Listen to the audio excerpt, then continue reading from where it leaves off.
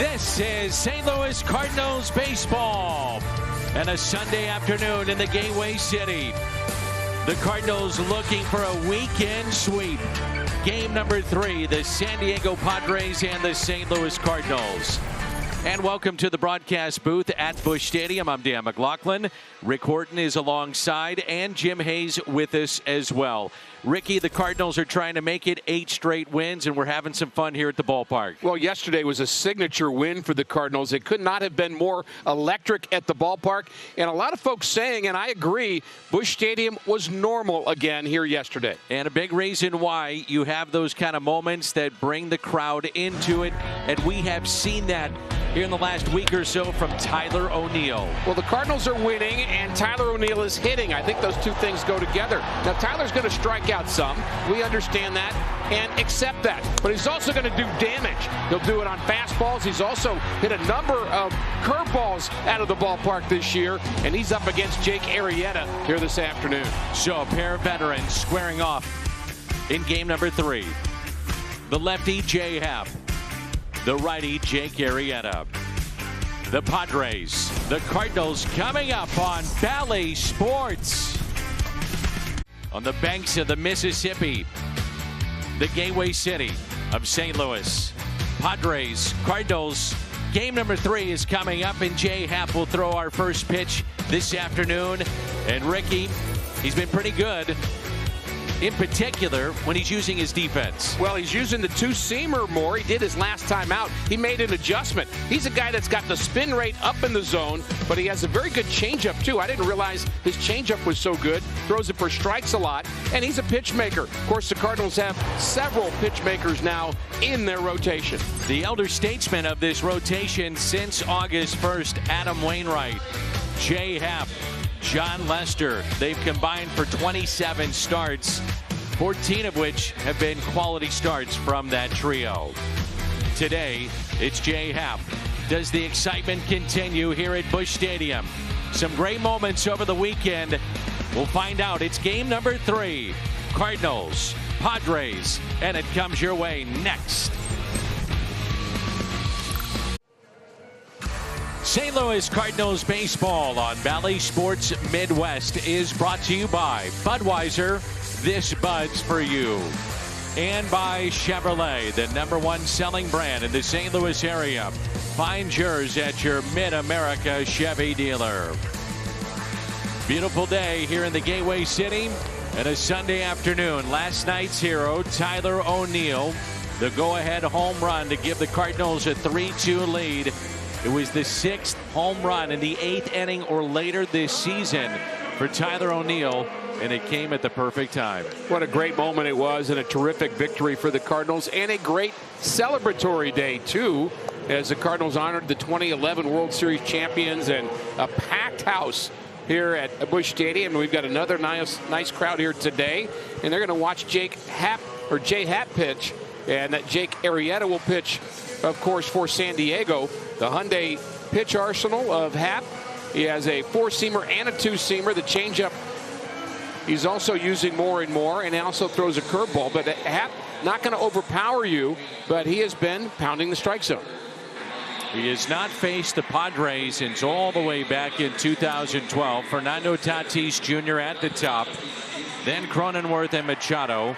Pham, Nola, Hosmer, Myers, Frazier, and Arrieta. Jace Tingler was ejected in the ballgame last night. And by Tingler getting ejected, it probably kept Fernando Tatis in the game. He was close to being ejected. It was on a high strike, cold third strike. As Tatis lifts a high fly ball into deep right field, backing up Carlson. Oh, he caught it! What a catch! How about this start? An incredible play. Dylan Carlson in right.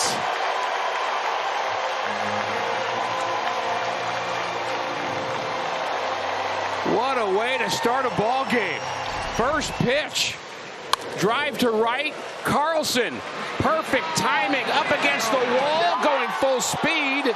And it catches it on the tip of his glove and hangs on. How about that play? He's got his other hand up there as well, but there's the ball just Sticking in that glove. What a play by Carlson. And what a series he has had. So he robs Fernando Tatis Jr. That gets by him. That's at least a triple. We'll settle in. Here we go with game 3. Is this the time we talk about the Cardinals defense? Wow. How good they've been. Carlson last night, his 8th outfield assist. He's got a grand slam. He's homered from both sides of the plate. And now comes up with that dazzling play. Yeah, the Tommy Edman plays up the middle. I mean, this defense has been remarkable. 1-2 the count on Cronenworth. Cardinals defense with Carlson and Wright around the horn, presented by Dobbs Tire and Auto Centers. Bader, O'Neill. Also in the outfield, Arenado, Sosa, Edman, Goldie on the infield. Andrew Kisner getting the start. And Molina is on the bench.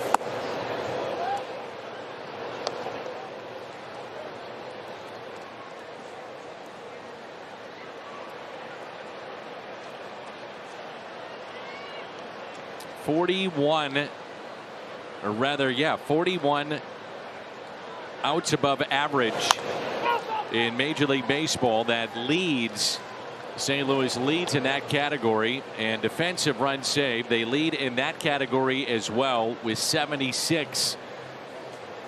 I'm not sure we've given John Mozeliak in the front office enough credit for bringing in strike throwers. We were talking about that off the air before the game. Happ, Lester, others that have come in and used the defense. Yeah, you build a team around defense, but if you're walking a whole bunch of guys with the bases loaded, the defense doesn't matter as much. So you got to have strike throwers, and very timely how the Cardinals front office changed the Cardinals pitching staff. Line to left, O'Neill is there.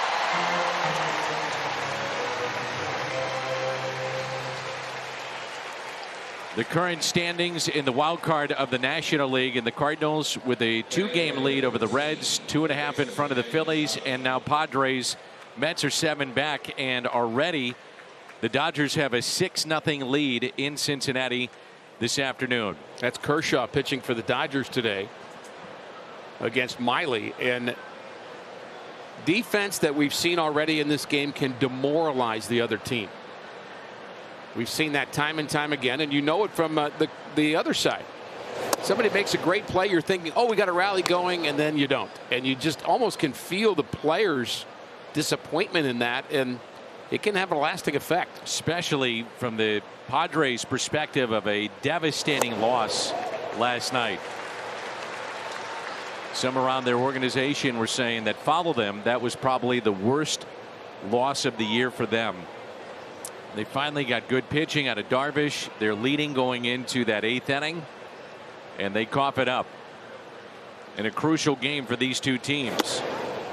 We also saw that social media caught Machado and Tatis getting into it in the dugout, had to be separated in that game too. And that's right after the strikeout, I understand. And of course, you understand guys are frustrated, and the Padres are frustrated. They have not been playing winning baseball really for the last 3 or 4 weeks.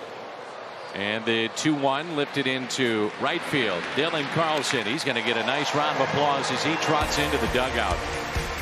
As well he should. Edman, Goldie, O'Neill coming up. No score. Edman, Goldschmidt, O'Neill, then Arenado, Carlson, Sosa, Bader, Kisner, and Happ. Starting lineup for St. Louis is O'Neill's 6th game-winning RBI of the season, 12th go-ahead run batted in last night. Tyler O'Neill is just too shy of 30 home runs this year. Jake Arrieta. We've seen him at his best, and he's not there. He was so good for a 2-year, 3-year stretch with the Cubs. Started this season, 2nd go-around with Chicago, and now with San Diego, the Hyundai pitch arsenal. Well, the years where he was terrific, you look back at 2015, Cy Young Award winner. He was 22-6. with a 1.77 ERA. Followed it up the next year, 18 wins. When he went to Philadelphia, tough place to pitch, but just not the same guy. And Cardinals recognize he doesn't go deep in games very often. Of course, we were saying that about Darvish yesterday, and he was terrific. And the first pitch is strike to Tommy Edman. Hit streak now up to 8 games for Tommy Edman, hitting .314 during those 8 games. 11 hits. Rick Horton's Toyota key to the game. Well, Arrieta has been struggling with the fastball, and so the key for me is to hunt the fastball. Arrieta's numbers, .378 batting average against. That's the worst among starting pitchers in baseball, and he just does not have that extra 3 or 4 miles an hour that he used to have, and he's really got to rely on location now. But hunt that fastball in the zone and give it a rip. Well, Tommy Edman has been a very good leadoff man for the Cardinals. 40 doubles and another base hit. This might be 41. Tatis will cut it off. Edman racing to second base, in there with a double. And that's how we started offensively for St. Louis.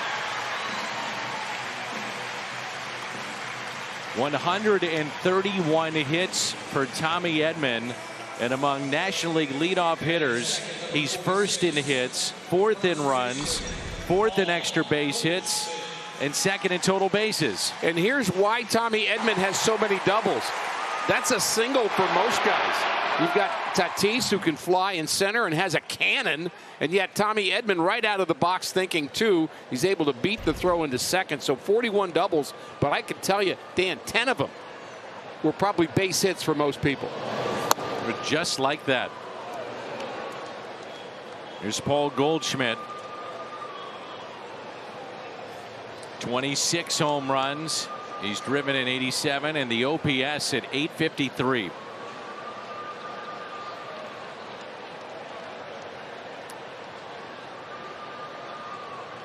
And the 1-0 pitch to Goldie. Bounce left side.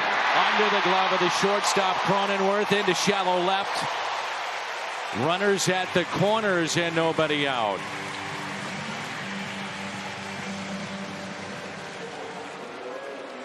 Tyler O'Neill providing some big moments here in September.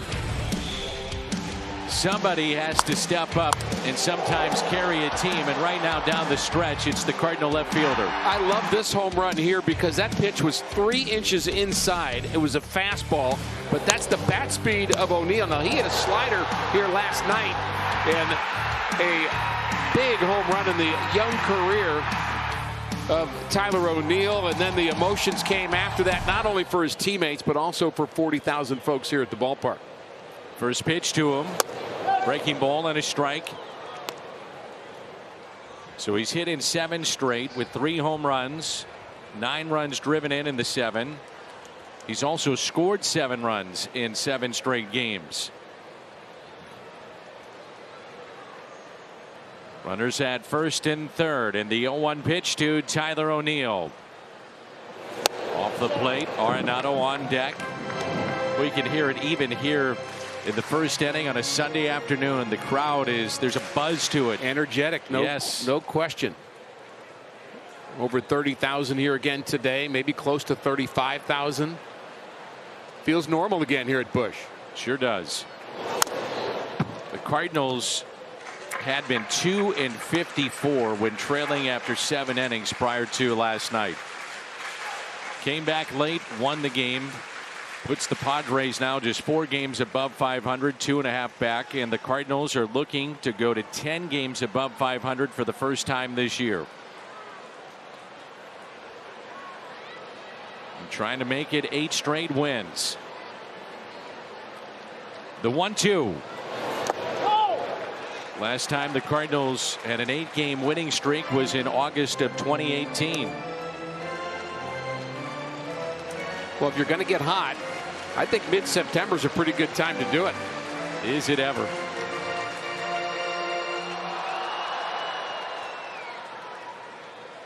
It was the 12th leadoff double for Tommy Edman, tied with Mookie Betts. He's at third, Goldie at first, and a 2-2.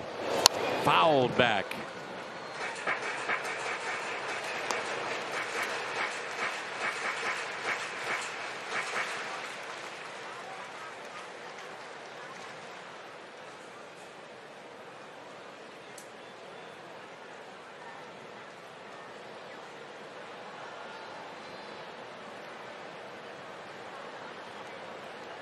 It's another 2-2 pitch. 3-2. What do you think he comes with here? I think he's going to go to the breaking ball again. I just think he's pitching very defensively right now. He's kind of respecting what Tyler O'Neill could do. Of course, that's reasonable with runners aboard.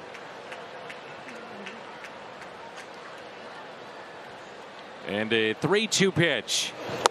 Bases loaded. Nobody out. Nolan Arenado. Arrieta clearly a different pitcher than he was 5 years ago. Of course, he's 35 years old. And not every pitcher gets to be Adam Wainwright and have the same longevity and the same stuff when you're 40 that you had when you were in your early 30s. This is more the norm.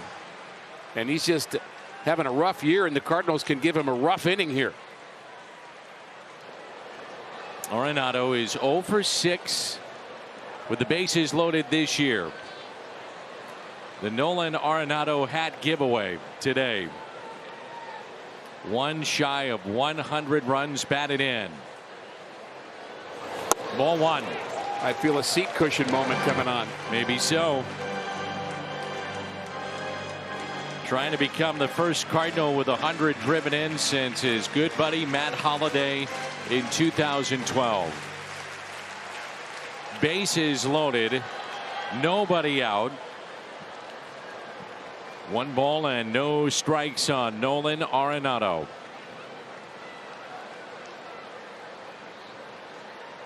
Here it comes. Arenado.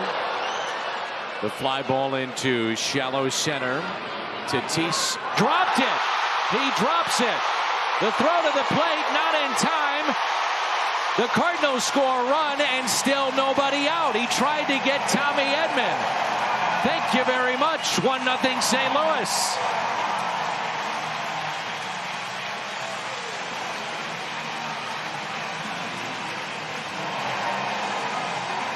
Two errors on that play for Tatis. One of them physical, one of them mental. He drops the baseball because he's looking at the runner. He's such a shallow center field, he didn't have to rush that. But now he throws to the wrong base. He had an out at third. He's got no chance to get Tommy Edman. And Frazier's telling him, throw to third, throw to third. And he picked the wrong base, and the Cardinals are in business. Wow. Shift on the right side. Still nobody out. Bases loaded, and Dylan Carlson. Ball 1. Carlson has already made an impact in this game with a tremendous catch in right, robbing Fernando Tatis Jr. He's got 2 grand slams, one of those coming on Friday night, and the other earlier this season in Miami. With a struggling pitcher on the mound, that's the last thing he needed. Huge. The 1-0. And Carlson lifts a fly ball to left fielder Tommy Pham. Runner from third will tag up and score. That's Paul Goldschmidt, and it's 2-0 St. Louis. Carlson drives in his 58th.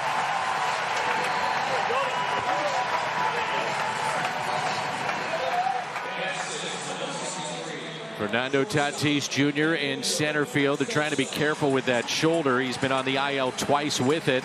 Pham in left, Myers in right. Around the Horn is presented by Dobbs Tire and Auto Centers. Machado, Cronenworth, Frazier, Hosmer on the infield, Austin Nola behind the plate. Careful with the shoulders, but he's had to air out 2 throws in center field. Right. Good point. Well, some of those injuries have been with the, diving on a slide or diving for a ball, but still anything can aggravate it. And they've got, let's just say, a few dollars invested in him. I would say so. Edmundo Sosa off the plate, did not go. Ball 1. Carlson has driven in 9 in his last 6 games.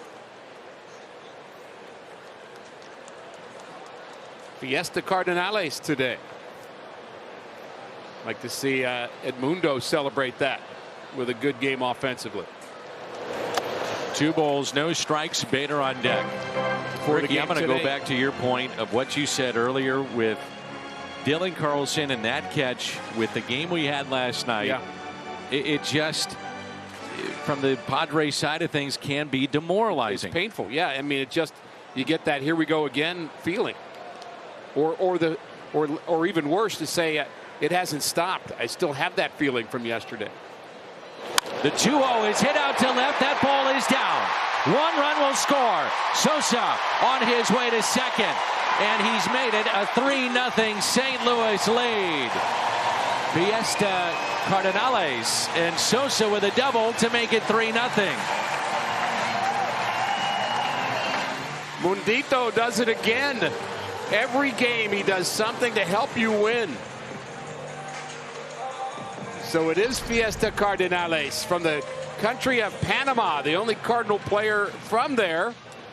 5 different Hispanic nations on this Cardinal team, and they did celebrate it before the game, and celebration continues with Sosa driving that ball into left. Well, they're feeling it right now, aren't they? No doubt.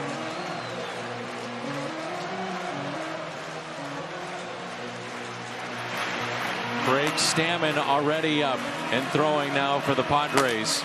You know, Dan, just to see the emotions of Sosa there, one point I would make is how patient a lot of fans have been with the Cardinals team this year, and Adam Wainwright pointed that out yesterday on his post-game Zoom. And look, I think most of us recognize it's hard to play the game energetic with a lot of emotion and a lot of excitement when you're getting 3 hit and you're losing 5-0, or you've lost 8 out of 10. The emotion doesn't make you play better. When you play better, the emotion comes out. It's not that the Cardinals weren't caring about it. They weren't trying. It just wasn't working. But I think the real personality of the team is finally starting to emerge. That's going to be it for Arrieta. Walks gingerly into the Padres dugout.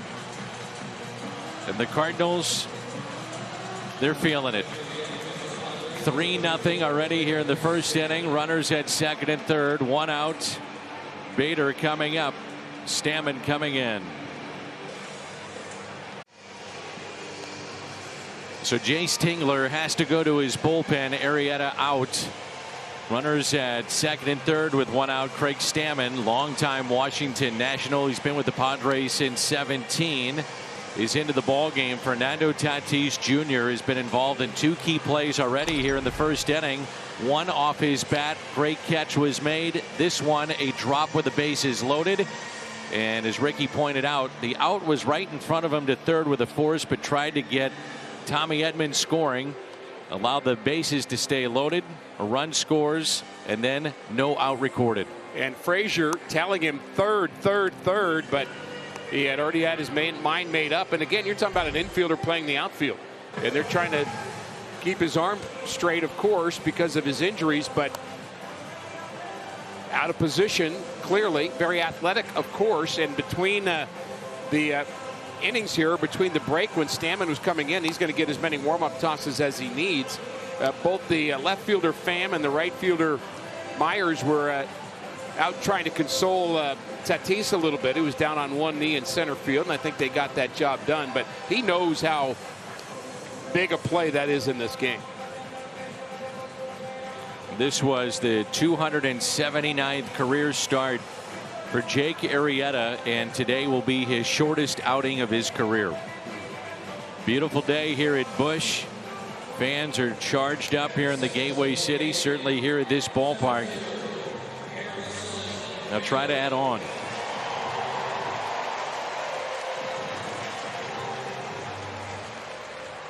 And the infield is in the first inning, already down 3-0. Runners at second and third, and just 1 out.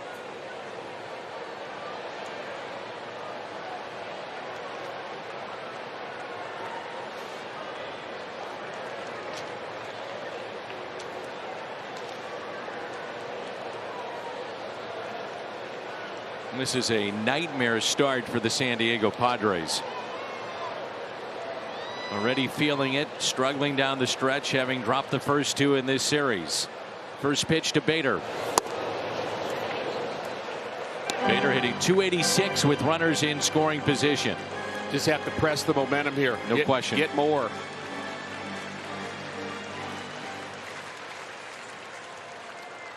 Sosa and Arenado on the bases for St. Louis.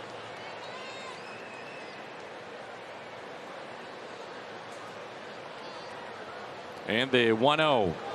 Bader, base hit down into the corner. 2 runs will score. Harrison off to the races. He'll stop at second base. It's 5-0 St. Louis.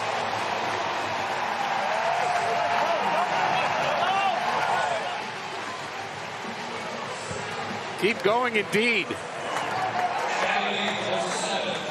That's Bader going the other way. I love the approach. And, of course, the result. Stammen, frankly, has had a very good year for the Padres. And I think they went to him in this inning because I think Jace Tingler knows we need help right now. Yes. Before this game gets out of hand, and we got to go to one of our guys. But rude greeting by Harrison Bader. Here's Kisner. 5-0 Cardinals.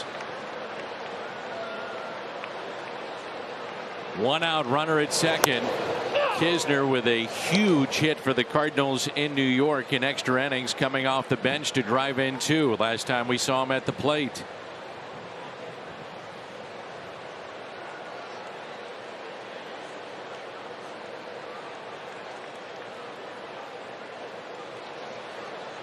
Big gap in left center.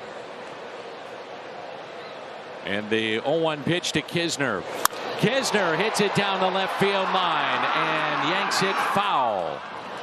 You know, Danny, I've been noticing a trend here. Think about all of the teams that are going to veteran starting pitching to try to right ships. Think about the pitchers we've seen. Rich Hill, who's pitching today for the Mets. We've seen, of course, the Cardinals with Happ and Lester. And Arrieta being signed by the Padres. Of course, we've seen Velasquez re-signed. It's almost as if clubs built to have 7 guys in your bullpen throwing 100 miles an hour, but they get towards the end of the year and they realize that they really need starting pitching. And that's, I think, has to be looked at in the future.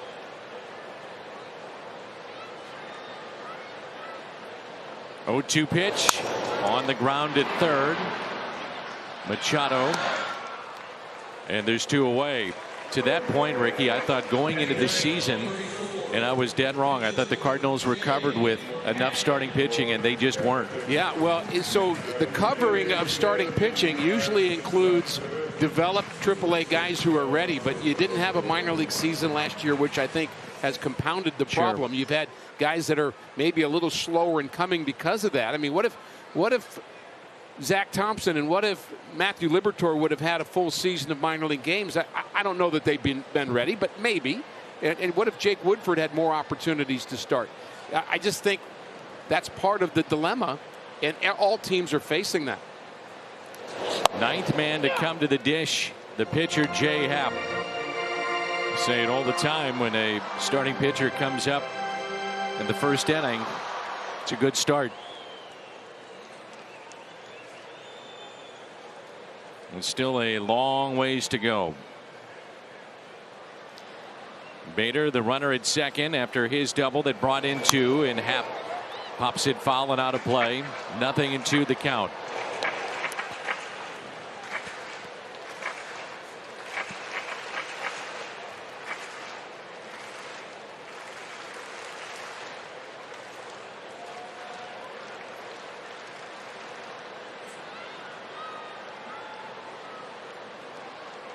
The Padres just had a bullpen game this past week, and looking at another one today as Happ takes a pitch just a bit low.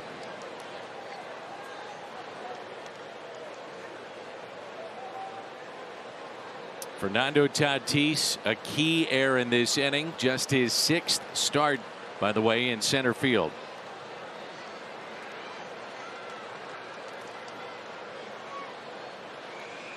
And the 1-2 pitch to Happ. Got him. Cardinals send 9 to the dish.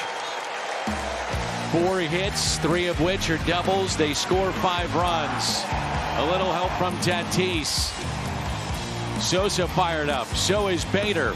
And the city of St. Louis, it's 5-0. 5-0 St. Louis. Bader with a double that scored 2. 3 doubles hit in the bottom of the first, and we check in with Jim. Danny, Dakota Hudson is back with the Cards for now, but not quite ready to join the active roster. Mike Schultz says that Dakota will probably need one more rehab start. That with AAA Memphis on Wednesday. Schultz says they just want to make sure Hudson is built up sufficiently. Schultz told me after that Wednesday start, there's a chance he could join us, but we'd be irresponsible not to continue the trajectory that has been mapped out to make sure he's okay and healthy, not only for this year, but moving forward. So, Danny, Hudson not quite ready yet. Just get the feeling, Ricky, though, thank you, Jimmy, that we will see him, though, before this is through. Yeah, who knows what role it'll be, but he's a guy that's worked out of the bullpen and had been a starter before, and I know he wants to have some big league action this year, and I think he's earned that.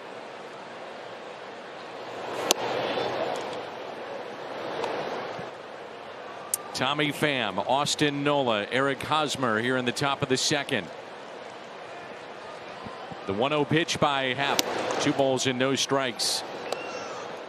The Cardinals have scored now 23 first inning runs in September. That leads all of Major League Baseball. That's a key stat. Sure is. As Pham lines it into right field, backing up Carlson to make the catch.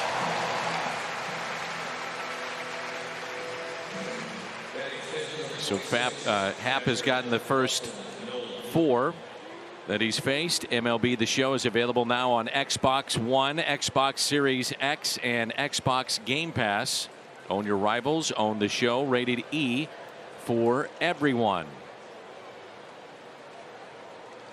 Nola is 6 for his last 12. Strike 1. Cardinals will head to Milwaukee, first of 4 tomorrow. Jake Woodford and Freddie Peralta. John Lester, Brandon Woodruff in game 2. Michaelis in game 3. Still to be determined for the Brewers in game 3. And then Wainwright and Adrian Hauser in game 4. And 3 of those 4 games will be on Bally Sports Midwest. Thursday will be a YouTube spectacular.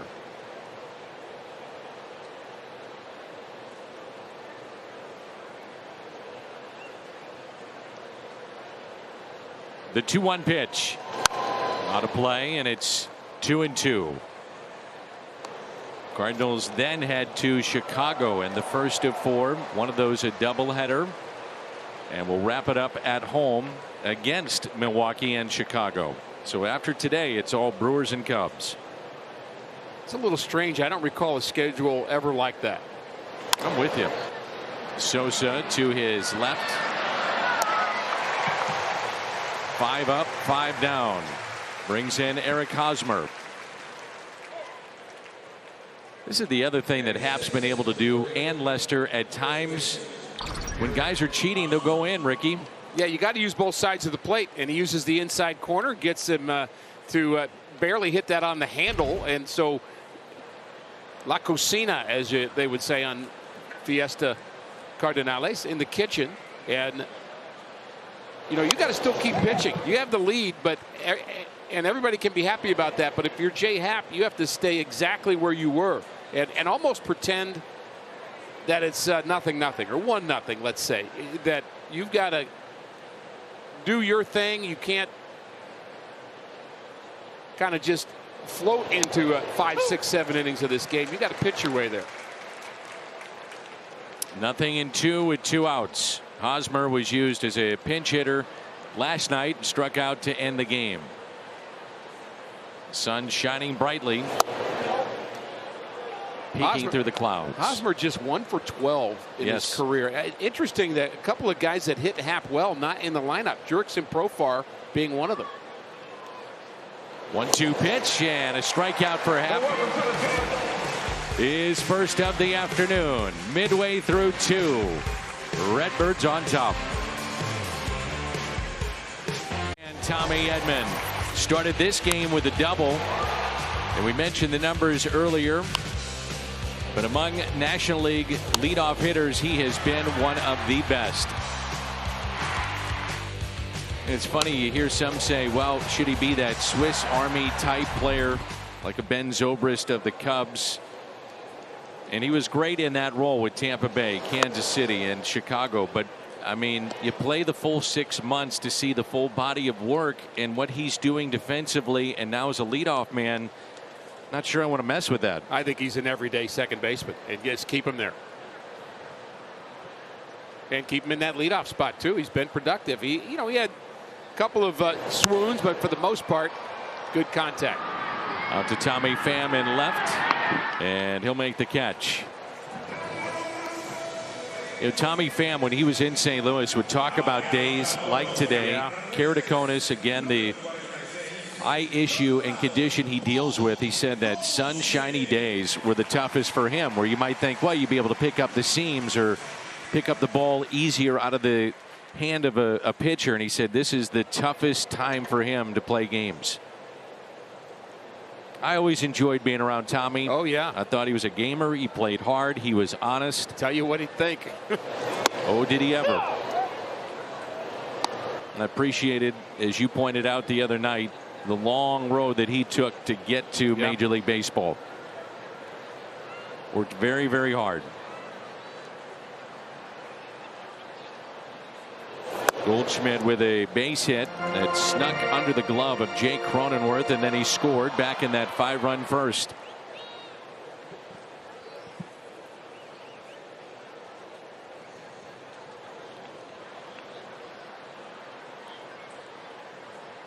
The 1-1.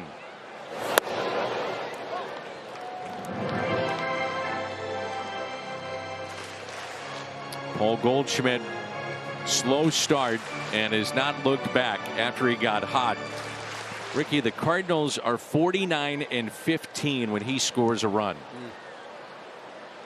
Talk a lot about Tommy Edman in that regard, but Goldie 49-15 when he scores. Well, you score a lot of runs for different reasons. One, you have power yourself and you put yourself in that position. Another thing is you run the bases well, and he does that. And then you have to have guys hitting behind you that get you in. And so I think you can check all those boxes with Goldie. Anytime Goldie's on base, I just feel he's going to score somehow, some way. The 2-2 pitch and a strikeout of Goldschmidt. Stammen has his second of the afternoon.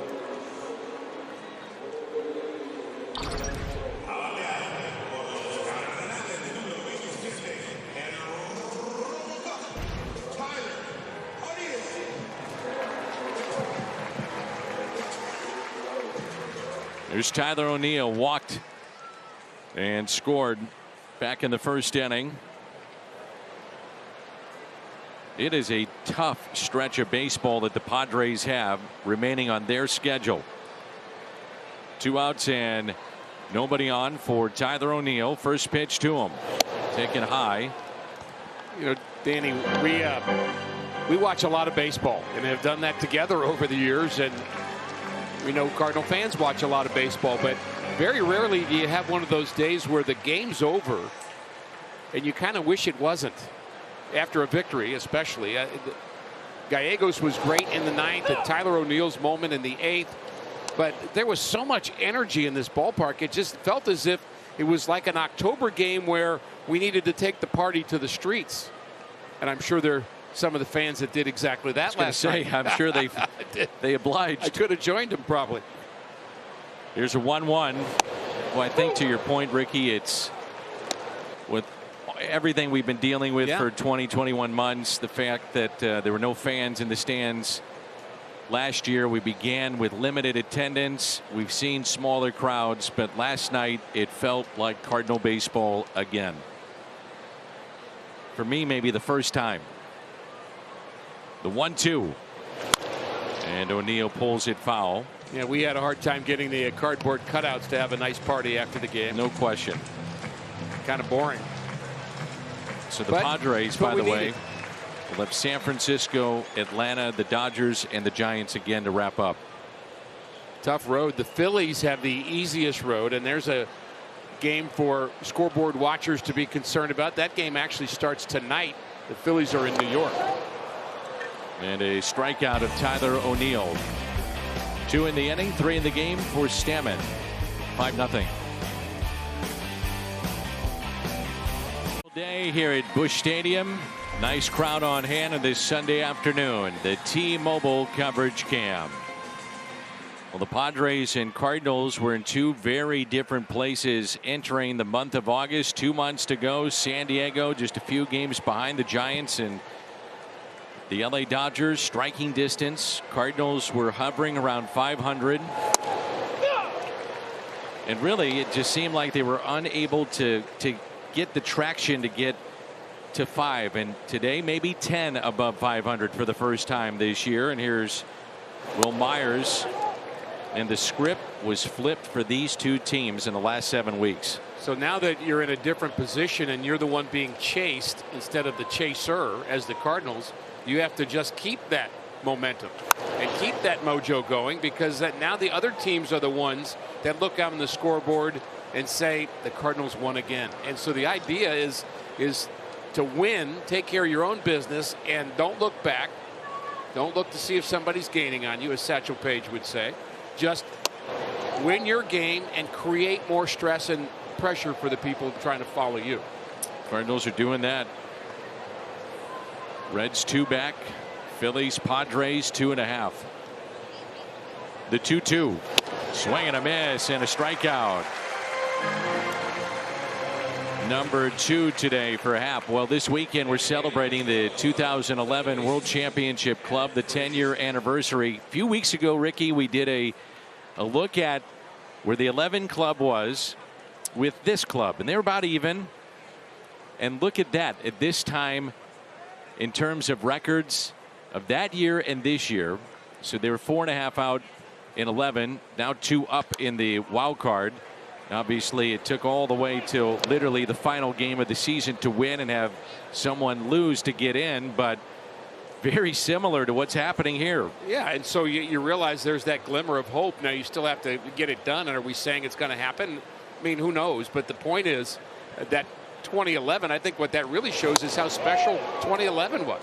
The Cardinals were able to do what they did the last month. 4.5 games out in the wild card on this day through 147 games. Cardinals up 2 now, and it still feels a little tense to all of us, of course, about whether they're going to be a playoff team. And there's still some races, of course, in the American League, Dan, that we're interested in, and divisional races in the West and in the East. So a lot can happen in the last 15 games, but the Cardinals certainly are in a better position now than that 2011 team was. Really, start scoreboard watching. Haven't done much of it, but you have to start watching Atlanta now. Yep. Phillies are just a game back of the Braves. That has been a 4-game swing in 4 days. Yes. There's a 1-2 pitch to Frazier.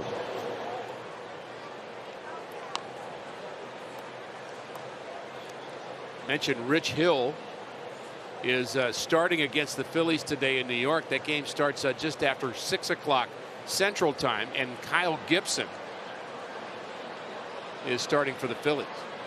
The 2-2. Remember, in 11 there was just the 1 wild card team, and now you have 2, which is open it up for teams like St. Louis and San Diego and the others. And that's the difference too. That's why the Cardinals have more of a chance here in 2021. Inside, and a 1-out walk to Frazier. While we have a moment, quick word from Cardinal Glennon. Done. That was easy. Make your pledge for Cardinal Glennon patients just like me at homersforhealth.org. I did.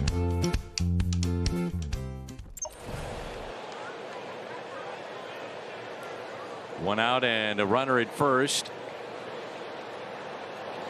This will be Stammen. Be interesting to see how far he can go in this game.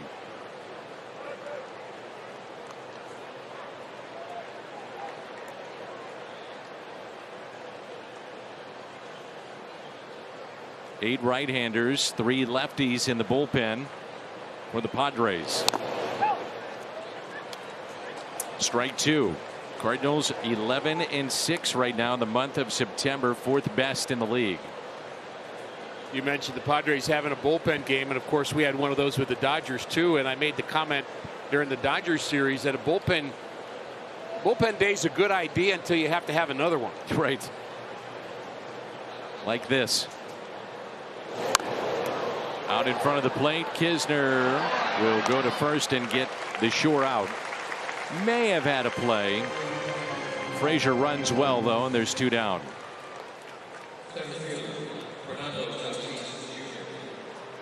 And it brings in Fernando Tatis Jr. Back in the first. This will wake you up. What a catch, Dylan Carlson. I love that first view of it because you can see how fast he was running into that wall. You have to see that to realize just how difficult that is. Fernando Tatis is 1 for 9 with a single in this series. Think about the big guns that they have. Frazier is 2 for 8. Manny Machado 3 for 9. Cronenworth is 1 for 5. I mean, you shut down that group, you got a good chance to win. Padres 3 for 13 with runners in scoring position in the series. The 1-0 pitch. Tatis, base hit into left, and they'll wave him in. A chance for O'Neill. Fires to the plate, and it's cut off. The throw to first, and back in safely, Tatis. And San Diego gets on the board to make it 5-1.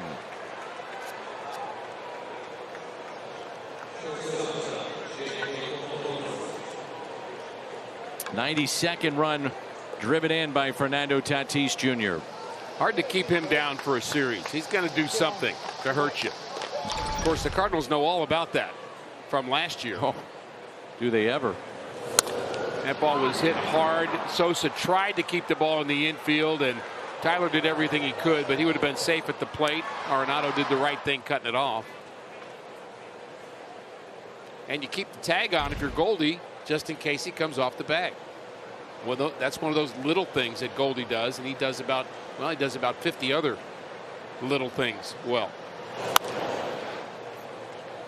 And that is tap foul by Cronenworth.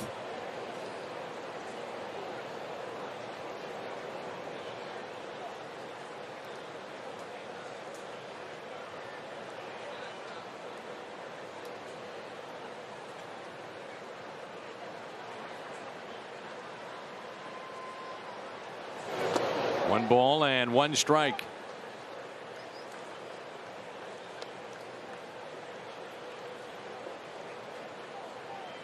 Cincinnati's closed it up on LA. They're now in the top of the 7th inning. Again, Kershaw pitching for the Dodgers. It's now 6-2 LA.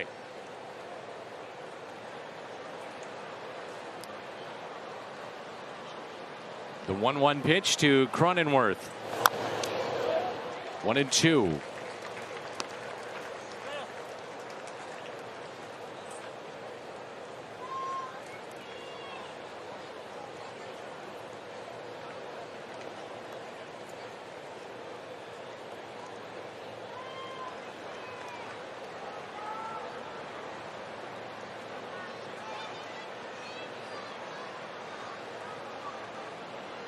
And the 1-2 pitch to Cronenworth.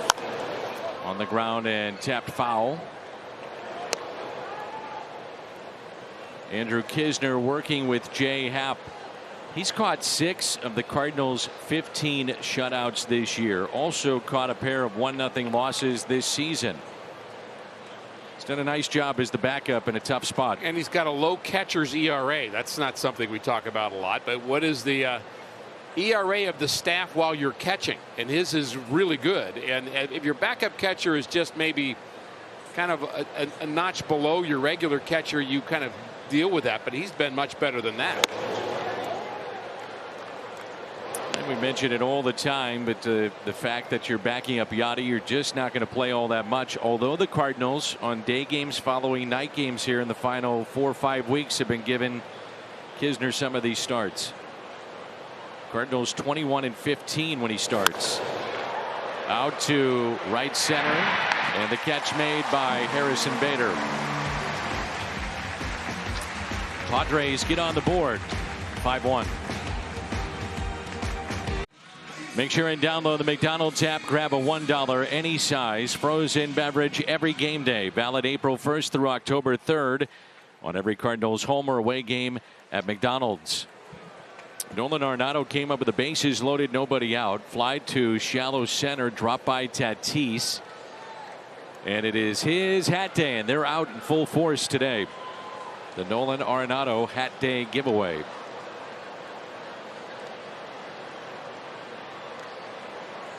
The first pitch to the Cardinal third baseman is taken for a ball.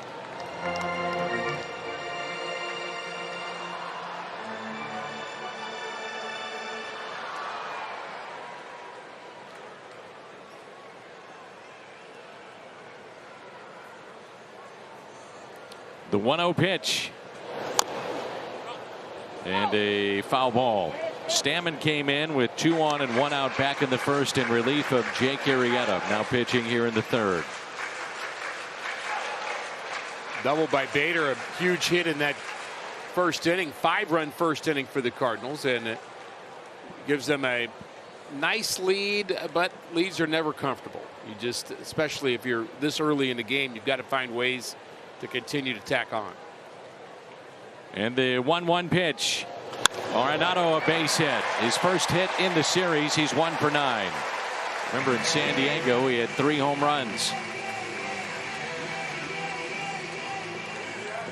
That usually this year has been a sign that he's about to get locked in if he starts taking the ball the other way. Well, when that pitch is down and away like that, and he can hit the ball on a line to the right side, it's going to be a hit. He does it almost effortlessly. I'm not saying it is effortless, but if he drops and tries to pull that ball and hit it out, we've seen a lot of flyouts on that pitch if he tries to pull it. And I just think recognizing for Nolan, and of course he knows his craft. He's one of the game's great hitters. You know, which one should I turn on and which one should I hit to right? That's the real question. And Carlson hits it in the air to left. Long way to go for Tommy Pham over to make the catch. And the first out here in the home half of the third. Boy, to your point earlier, he was not comfortable going after that ball and left. He was hesitating, and that, you know, the effort was there, but you could just tell that seeing it is not the easiest part for Tommy Pham. Well, you mentioned it the other night. You know, we talk about the wear and tear on bodies, a shoulder, an elbow, the legs for an older player. What about the eyesight in the game of baseball? It is imperative. And doing what he's done really has been remarkable. So 1 out and a runner at first, and now Edmundo Sosa. Sosa with a RBI double and a run scored back in the first. You know, that's a tricky thing too when you start questioning that with a player towards the end of Willie McGee's career. Talking about a guy who was a 2-time batting champion, but he came back one year and was just really struggling, and they took him and found out that his eyesight had diminished. And then the idea is, well, I need to get glasses or contacts, and you know, then you get it in your head. That's kind of the bad side of it. Is if you all of a sudden, this was pre-LASIK and all the things that you can do now to maybe enhance that, so you don't have to worry about trying to hit with glasses or contacts. But you know, for Willie, I think that was just a tough thing for him to adjust to. And he's not the only one. It's just the one example I know the best. 2-1. Seeing the spin on a baseball that's thrown 95 miles an hour from 60 feet away, and what the seams are doing. Is it a slider? Is it a cutter? Very different approach for a hitter based on which it is. So it can be complicated if your vision's not 100% right. Lead at first, Arenado, 1 down. Sosa hits it sharply to short. The turn and a double play. 6-4-3 takes us to the 4th. Machado, Pham, and Nola coming up, and it's 5-1. Take home their very own bobblehead of Cardinals first baseman Paul Goldschmidt. Bobblehead will feature a photo frame connected to the base courtesy of Purina. Tickets at cardinals.com/promotions. Half pitching into the fourth, it's Machado, Tommy Pham, and Austin Nola.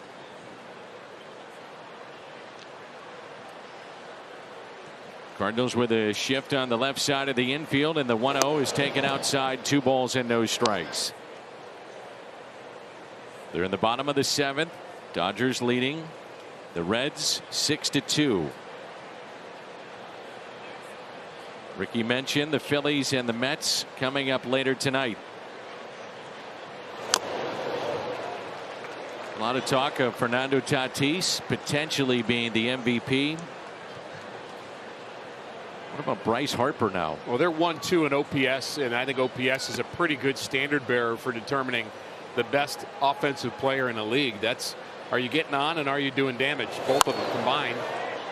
That's what that stat is. And Harper actually leads Tatis going into play today.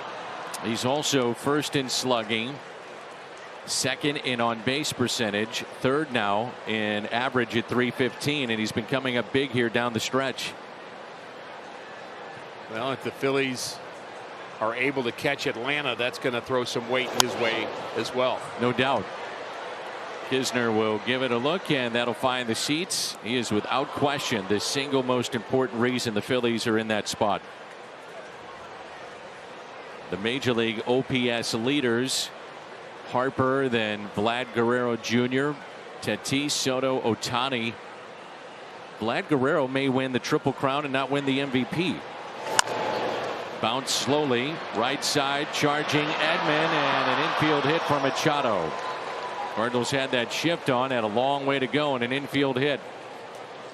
You can see Tommy trying to decide whether to barehand it or use his glove, and I think it had so much spin on it he felt like he needed to use the glove and then try to transfer, but I think the spin got him anyway. There's where he's playing him, so he's got a long way to run, and he just couldn't come up with it. No chance to get him anyway.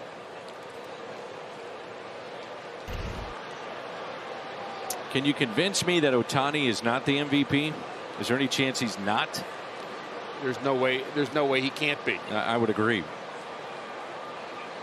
There's Tommy Pham. You can't be Babe Ruth and not win the MVP. I'm with you.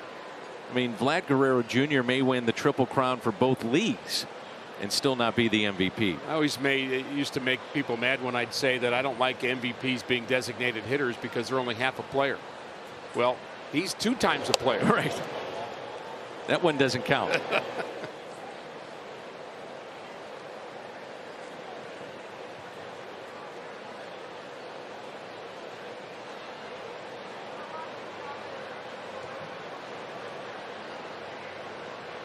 And the 1-1 pitch to Pham instead of check on the runner at first. And well, I go back to that scary night with Genesis Cabrera and Bryce Harper and give Harper so much credit for de-escalating what could have been a terrible situation, and then having the guts to come back and stand in a major league box and put up numbers. Pham pops it up and out of play. That takes some guts, man. Well, hitters do it and pitchers have to do it too. Yeah. Daniel Ponce de Leon has been an example of that. The guy on the mound is an example of that. Took one off the head and actually hurt his knee trying to brace himself. And he's talked about that he was more concerned about the knee and the surgery that he had because of that than the comebackers. Yeah, right-handed batter, and you throw, let's say, a 93-mile-an-hour fastball, 95, outer half, middle, and it's right back up the middle. And you're thinking, oh boy. 2-2 pitch. Fly to center. Bader with the catch and the first out. I threw a pitch to Juan Benitez that I'll never forget. I mean, just what you said, fastball down and away. That's the bad spot, because if it's in, they're going to pull it, and well, you just have to worry about the third baseman getting hurt or the third base coach. But down and away, and as I remember it, I was still following through, and the ball hit me in the thigh. Wow. I mean, I had literally no time to react. There was no exit velocity at the time, but it was elite. Let's put it that way. Sure. And it hurt.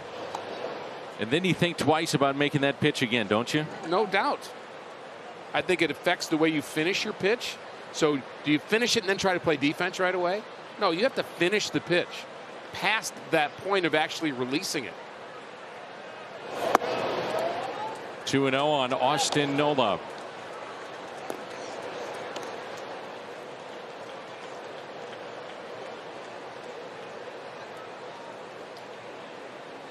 The Brewers this weekend have wrapped up their fourth straight year to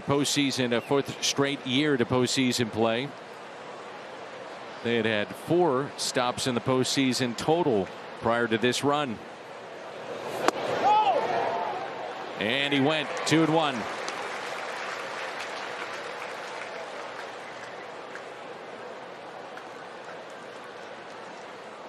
That's always the fine line that we talk about this time of year. Teams that get in, the Brewers essentially not a lot to play for when you win your division, and losing the edge. I think it happened to the Cardinals' benefit in 06 with Detroit. I've heard Matt Holliday talk about that with his time with the Rockies. They went on that fantastic run and then had to wait for 7 games between the Red Sox and the Indians, and Boston won and then just steamrolled them in the World Series. It does happen. 3-1 pitch out of play. It's very hard to describe what we know to be true, that there's momentum in this game. Very difficult to explain it, though. I mean, it's a feeling. It's literally how players feel when they come to the ballpark. It's a energy. It's a aura. It's a expectation. It's all those things. And it's timing. And 7 days off, you got to start from scratch again. And that's a base hit into left center. Over to cut it off, it'll be Bader. His throw into second base is not in time, and that will be a double for Austin Nola. Nice play just to cut it off. That saves a run. Keeps Machado at third, but then made that play very close at second.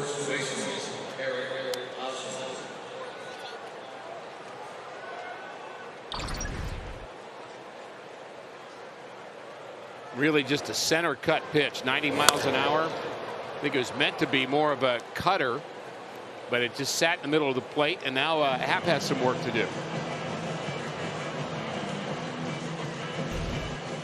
So runners at second and third with 1 out, and the batter will be Hosmer. And mentioned it earlier, his numbers, he has struggled mightily against Jay Happ. Struck out swinging back in the second. He has 1 career hit against the Cardinal lefty.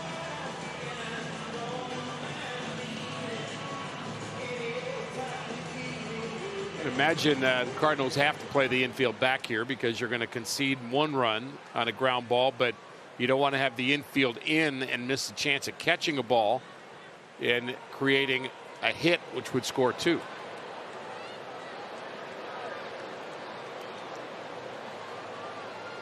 One out, 2 on. First pitch to Hosmer, a strike. I think if you're both teams right now, you take an out for a run. Yeah. Padres would be happy with that, but so would the Cardinals.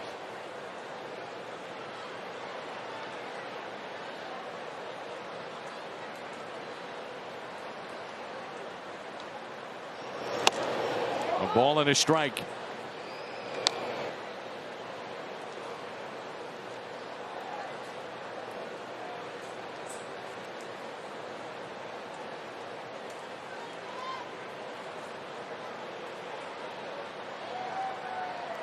Outfield straight away, and Hosmer pokes it foul and out of play. And now Happ, you're thinking strikeout if he can get it here. Well, that was a defensive swing by Hosmer. You don't normally see that from him, as if he really didn't pick that ball up very well. So yeah, you go for the strikeout here. I always thought that 9 times out of 10 when a pitcher wants a new baseball, he's going to throw an off-speed pitch. He wants different seams. We'll see if we get the slider or cutter from Happ. I don't know if hitters think about that or not. Didn't like the baseball. Got a new one. What's he throw? 1-2. Fastball. Out of play. They were able to elevate on Hosmer last night. They've been trying to do that at times in this series, but with a lefty-lefty matchup, that may change a little bit here. We'll see.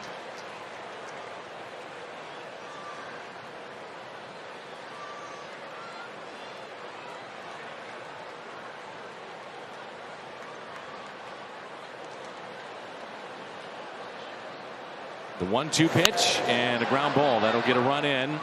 Goldschmidt to Happ, and the out makes it a 5-2 St. Louis lead. Sail the Caribbean January 23rd through the 29th. Cardinals Hall of Famers are part of it. Ray Lankford, John Tudor, as well as alumni Danny Cox and Brian Jordan. Space limited. Visit cardinals.com/cruise today. Hosmer is 61st brought in. And it's Will Myers with a runner at third and 2 down. Stammen has done a nice job for the Padres keeping this a ball game. Sure has. Crismatt, the former Cardinal, throwing in the Padre bullpen. 2 outs and a runner at third. Off a Happ, and that'll bring in a run. Ball goes into shallow right, makes it a 5-3 game, and the tying run will come to the plate. Even though that ball was smoked, if Happ is not hit by that, I think Myers out. That was going right towards Tommy Edman. Unfortunately, deflected away from the Cardinals' second baseman, and no one there to get it. Here's the replay. Hit sharply off the foot, and Tommy Edman right up the middle makes that play.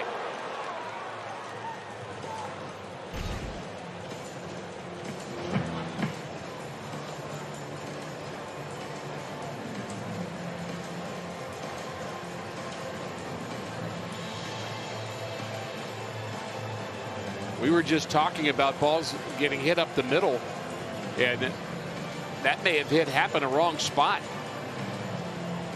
Somewhere on his foot, and if think about the vulnerability around your ankle, foot, instep, and I think he's testing out whether he can go or not.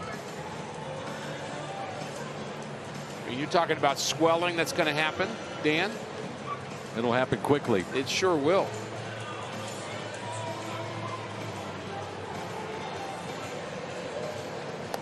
Luis Garcia, by the way, is throwing now in the St. Louis pen.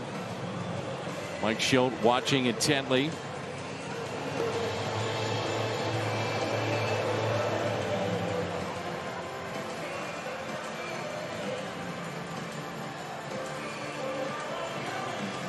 And he's going to stay out there. Hey, by the way, Cardinals moms Eileen Flaherty, Andrea DeYoung, Janice Bader, and Jennifer Hicks joined their sons for a tour of Rung for Women. This was Friday to learn more about the organization and their work in the community. Empowers women to grow and achieve sustained independence through collated and coordinated educational, professional, and economic resources. It's like a one-stop shop for career and personal growth, and that's at no cost to their members. And very well done by the Cardinal players and their moms to help them out. Fantastic.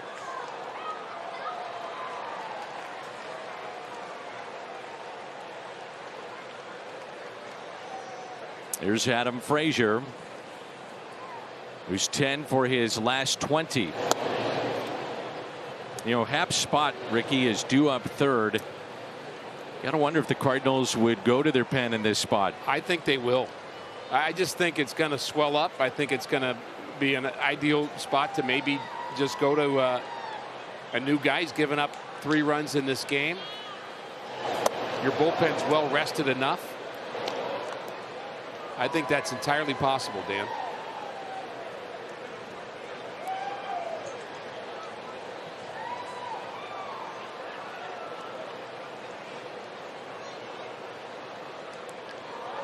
The 2-1 pitch with 2 outs. 2-2.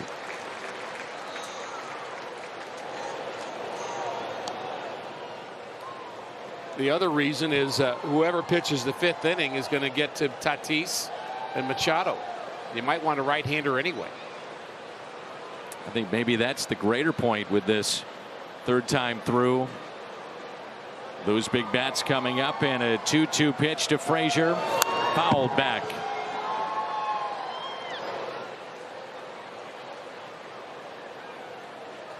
So Frazier came over from the Pirates back in late July. Cash considerations. Playing in his 45th game with San Diego since the deal. He's hit around 260 with the Padres. 2-2 hit the other way on a hop to Nolan Arenado. Padres pick up a pair and they cut into the lead. It's 5-3. It's Cardinals baseball on Valley Sports Midwest, brought to you by Ford, the official car and truck of the Cardinals, and by Steel. Find your Steel dealer at steeldealers.com. The Penguins at the zoo. The world famous St. Louis Zoo. I'm going to tell you, Ricky, back in my earlier days of fatherhood, about every other afternoon was spent at that zoo. I love the zoo. Haven't been there as much recently as my kids have gotten older, but when you have 4 and 3.5 years, and some take naps and others don't, and others are painting the wall, even though you don't want to paint it. You want to get on the train when you go to the zoo in these cases. So the walk around and maybe is a little bit too much. Although walking the San Diego Zoo, now there. I'll go there too. Yeah, but you better bring your hiking boots. Yes, sir. I do love our zoo. It's awesome. A lot of things to do here in St. Louis. Alex Reyes throwing in the St. Louis bullpen. And here is Bader. Stammen has done a tremendous job coming out of the pen and settling things down. I think Reyes up in the bullpen tells the story of Jay Happ. I think his afternoon is through 4 innings. 4 hits allowed. He did throw 75 pitches. Several balls hit hard against him as well. I think it makes sense after that ball hit off his foot to take him out. Nothing into the count. Bader, Kisner, and then Happ spot as we play here in the home half of the 4th inning.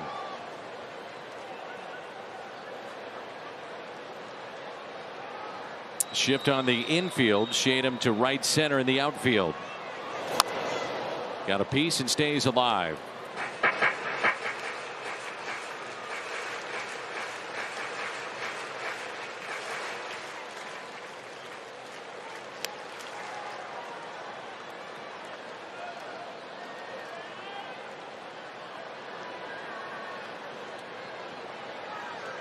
Bader hitting .311 when leading off an inning this year. RBI double that scored 2 off of Stammen back in the 1st. I believe if it was June 15th or pick another date earlier in the year, Jay Happ would be back out for the 5th inning. But I think the fact that it's September 19th, it has more of a playoff style feel.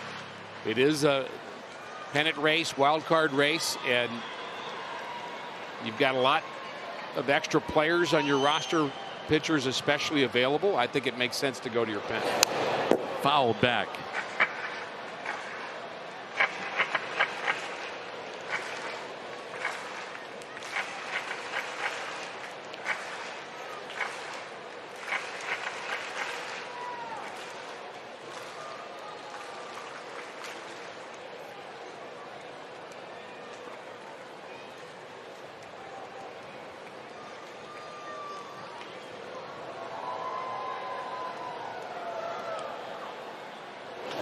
And Bader lifts a fly ball into right field. Coming on will be Myers and makes the catch.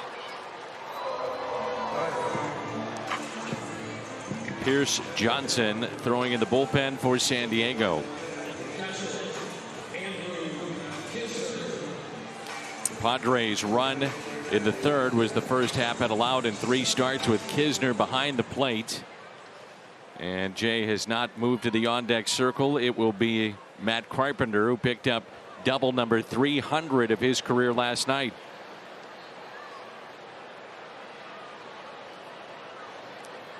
'37th start for Kisner. Hit safely in 18 of the 36 he's played in. And I think his timing's been better the last 3 or 4 starts. A little bit more at bats, as you mentioned, more starts to spell Yachty, and as you get closer to the end of the year. But there was a time where his timing was off from being rusty. 300 career minor league hitter.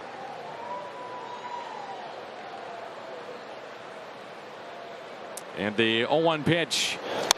Some talk that Kisner would play in winter ball this offseason just to try and get himself some at-bats going into spring training of 2022. I think that'd be a great idea. I don't think he necessarily has to play the whole time, but those jobs have gotten harder to get, as I understand. My understanding was last year very tough because players wanted to play more after the shortened major league season. So if you get better talent, fewer spots. More players wanted to play in more places, and you think about no AAA season, no AA season, and there's most of the time people have their first taste of winter ball. Talk about players in the U.S., not the players from that particular country, wherever it may be, Dominican, Venezuela, but the U.S.-born players will start usually when they're AAA guys. But there were a ton of them that wanted work. The 1-2 is a fair ball. Machado, I could watch him do that all day long.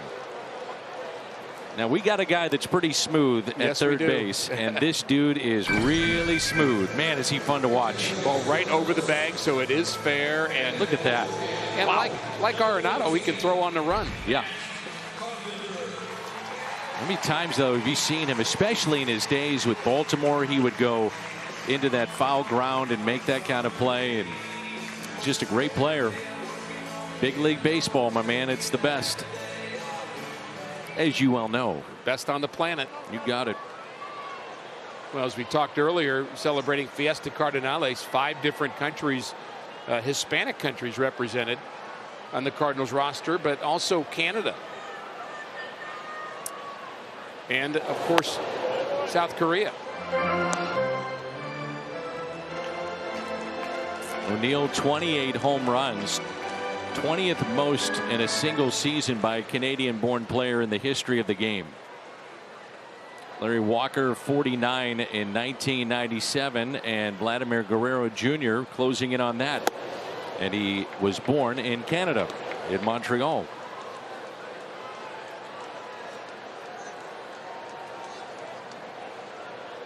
One ball, one strike on Matt Carpenter.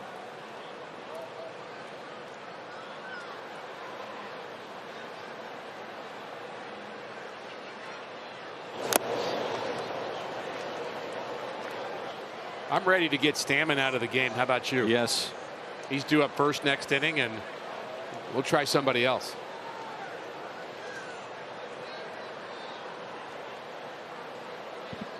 Looks like Pierce Johnson will probably have the bottom of the 5th inning.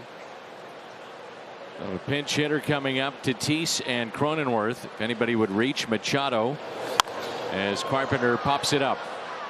A mile high on the infield. Cronenworth has it. Stammen, good work. And it's a 5-3 game. 3. Jack Flaherty will travel with the Cards to Milwaukee. Mike Schultz says Jack will throw to hitters on Tuesday, and then they'll reevaluate Jack's situation and decide what's next for Jack. Jack still has some work to do, but John Mozeliak told me this. My fingers are crossed that he will pitch sometime before the end of the regular season. Danny, if it happens, Jack won't be built up.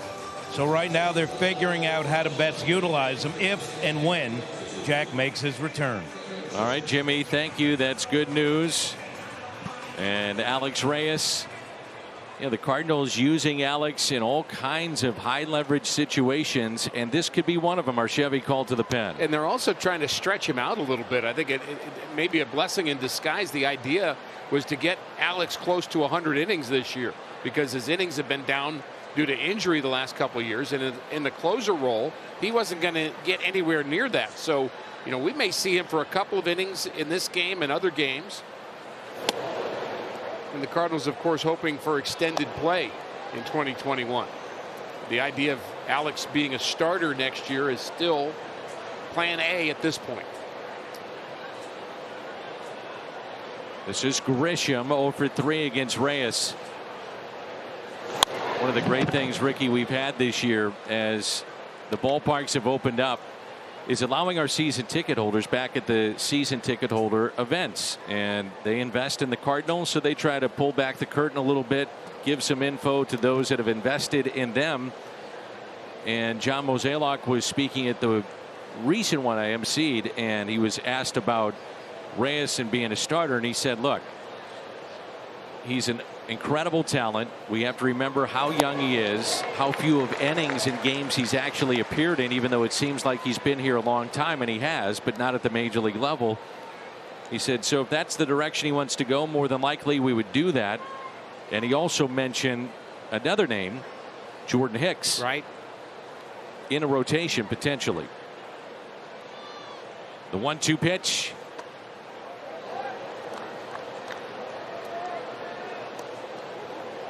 Jordan Hicks was targeted as a starter, made the team at the last minute out of spring training because he was throwing 800 miles an hour, and became a difference maker out of the bullpen, and that worked great. But I think he was really a 3-pitch guy with the idea that he would be in the rotation.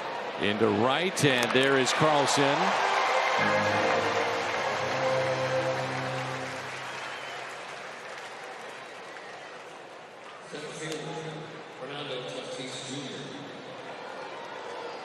So we saw Alex Reyes, Ricky, make his debut in 2016. I mean, that's a while back. He has a total now after that flyout of 139 2/3 innings. That's it. He threw 19 innings last year, 3 innings at the big league level, and 40 total the year before in the minor leagues. The year before that, in 2018, he threw 26 innings. The year before that, he threw none. The last time that Alex had a full season with a lot of innings, and it was just over 100, was a split time between Memphis and the Cardinals in 2016. Tatis pops it up. Goldschmidt over, calls off Kisner, and a big out. I'll still never forget the first time I saw Alex throw a bullpen. It was on the backfield, Danny, and I know you're always back there. And Jason Simontachi was Cardinals minor league coach. He now works with the Royals, does a great job with them. And Simo said, I want you to watch this guy. And just I'm not going to tell you anything about him. Just come over here and watch him. So I stood right next to Reyes while he was throwing a bullpen, and my eyes popped out of my head. I mean, yeah. He said, and he knew what he was setting me up for. Simo, he said, well, what do you think of him? And I said, well, what's not to like? I mean, the guy throws, and his slider was nasty. His curveball was great. His control was good at that time. And again, it's just a bullpen. But unbelievable how the ball comes out of his hand. Here's Cronenworth, 2 down. Would it shock you if I told you December of 2012 is when he was signed? So we're coming up now next year, 10 years in the Cardinals organization for Alex Reyes. Back to him in a 1-2-3 inning. Flips it to Goldie. Good work, Alex Reyes. Top of the St. Louis lineup coming up. It's a 5-3 game. After we wrap up the weekend series, the Cardinals head to Milwaukee in a showdown with the Brewers, first of 4 tomorrow night. Jake Woodford, Freddie Peralta. Note the start time of the pregame shows at 6. It's tomorrow, Tuesday, Wednesday, Thursday, will be the YouTube Spectacular. Pierce Johnson. Played at Missouri State University. He's from the state of Colorado. This is his third big league team. He was with San Diego last year and was very good for them. 2.7 ERA. And if he can be as good as Stammen, the Padres are going to stay in this game.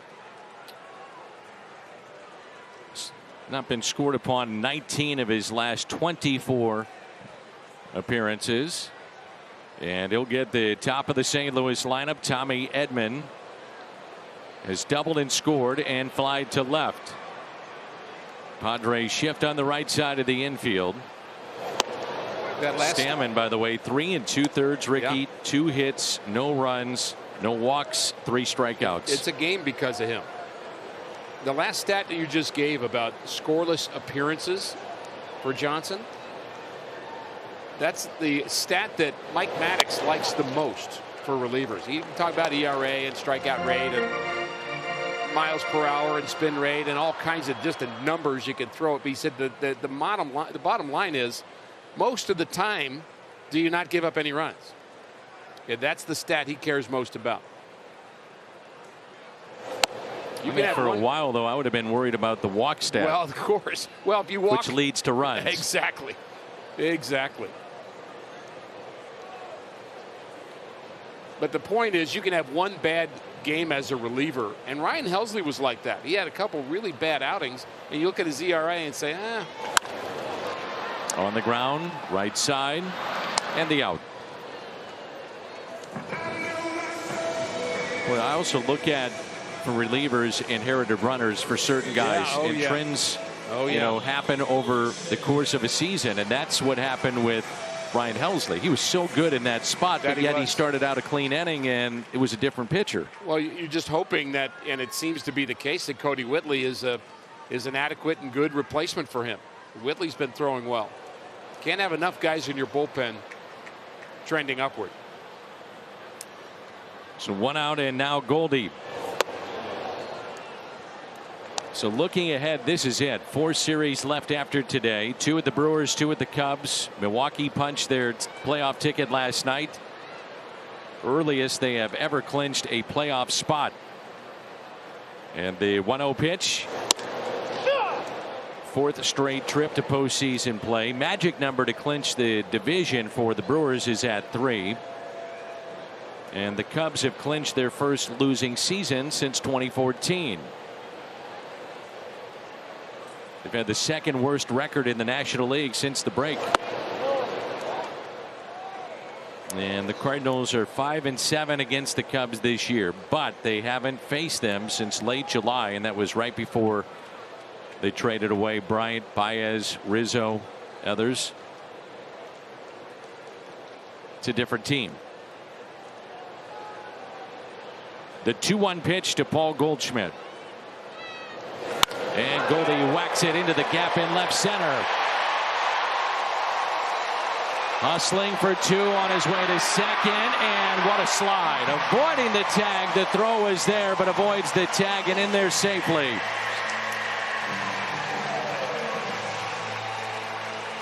I think there was some doubt in Goldie's head whether he would try for second or not. Just a split second. I could sense he wasn't sure about it, and then he just took off, and the slide was the difference. Well, you got to hit the ball hard first. Certainly does that. And right about here, I'm not sure he knew he was going to go there for that split second, and there's the hard slide right to the bag. Again, the arm of Tatis being tested. Right on the money again from Tatis. Perfect slide. Great camera angle there to the inside part of the second base bag. There's Tyler O'Neill. Walked his first time up and has struck out. And a run scored. O'Neill, a base hit into center. Here comes Goldie. He will score. And Tyler O'Neill delivers again, and it's a 6-3 St. Louis lead.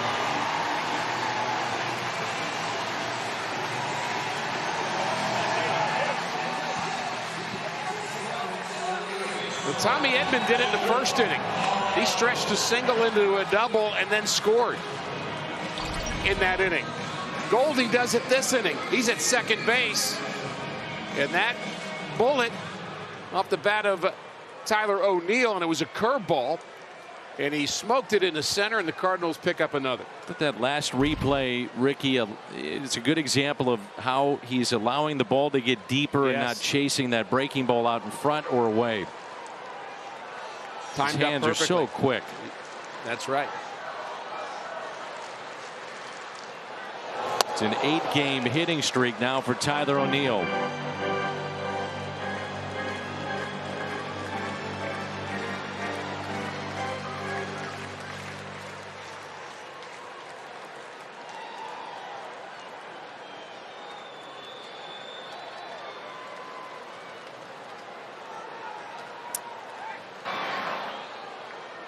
O'Neill an RBI in 5 straight.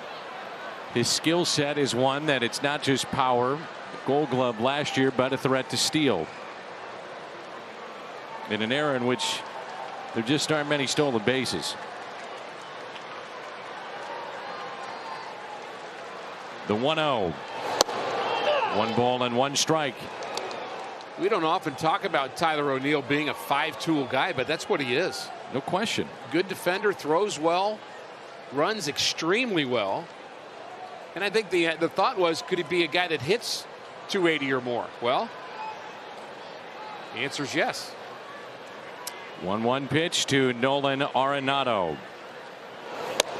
Taken just a bit high. O'Neill with 12 stolen bases this year. Drives in Goldschmidt, who has reached base, by the way, in 8 straight. And a hitter's count, 2 balls, 1 strike on Nolan Arenado.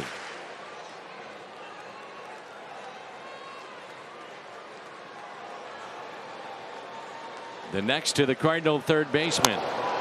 Tapped up the third base line. Arenado beats it out. An infield hit for Nolan Arenado.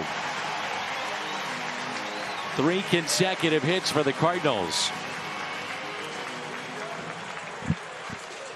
2 balls hit right on the nose, and this one topped to the left side of the infield. Arenado out of the box really well. And Pierce Johnson does everything he can to make that play close, but Nolan had good closing speed.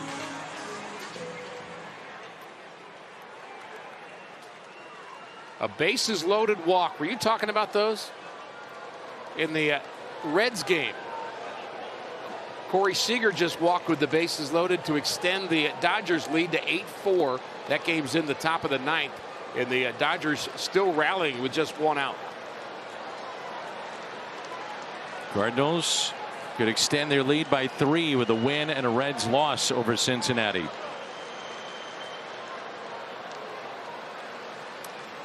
It's 2 hits today for Nolan Arenado, his 36th multi-hit game of the season. Dylan Carlson homered from both sides of the plate in game 1. Outfield assist last night. Game 1 also included a grand slam, and today in the first pitch he robs Fernando Tatis, crashing up against the wall, and a great play in right. He's got a sac fly today in the 1-0 pitch. Ooh, good rip.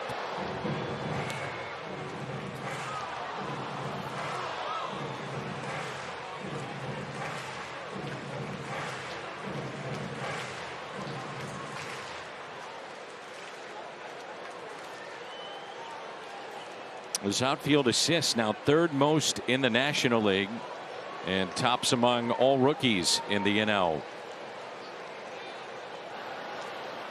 Runners at first and second. And the 1-1. Edmundo Sosa on deck. 2 balls and 1 strike.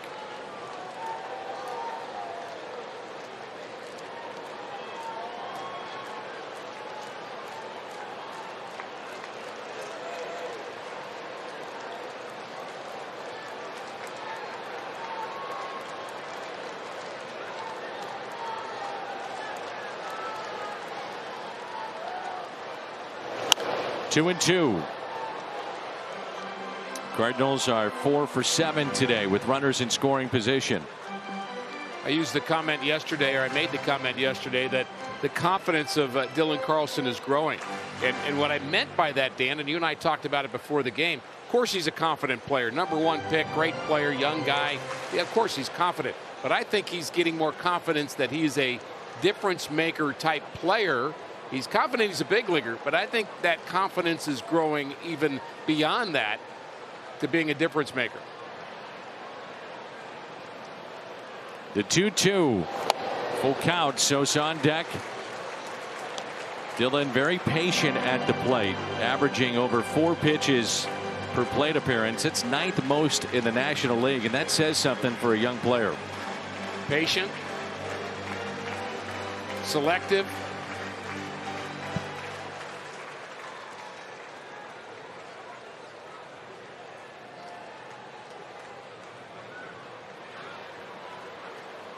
The 3-2 pitch with 2 runners on.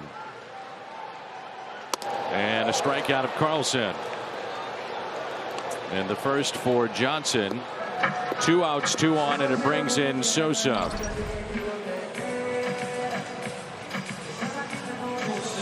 That was a breaking pitch, and I think it backed up a little bit, and it got him more on the change of speed than it did the break.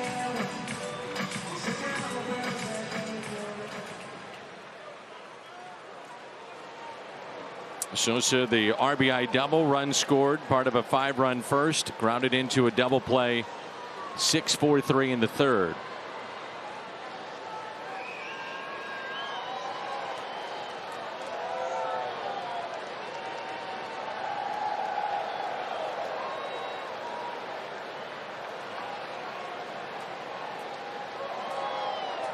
Two outs, 2 on. First pitch to Sosa.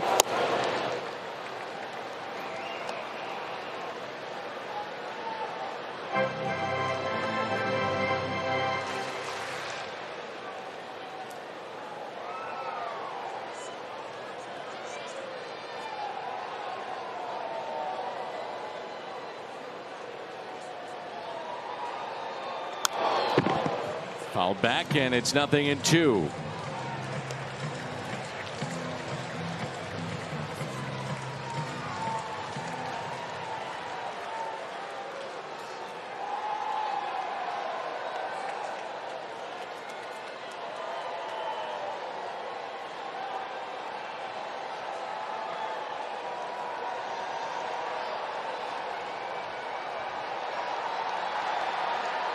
Oh, 2 pitch in the dirt, 1-2.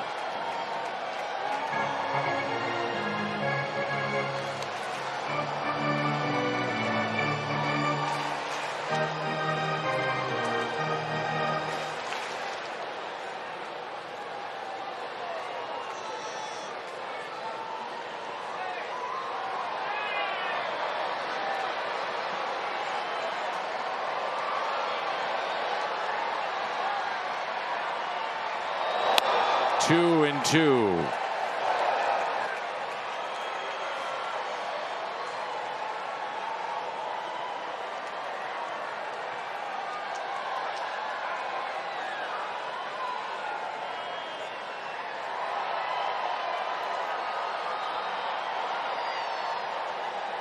Crowd with the wave and some noise being made here at Busch Stadium. In the bottom of 5, 2 balls, 2 strikes.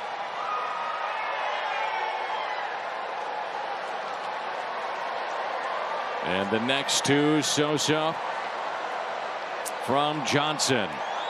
On its way. And Sosa hits a fly ball into shallow right field. This ball will be caught. No, it gets away. A run will score. Sosa to second. Myers had it, lost it. 7-3, St. Louis.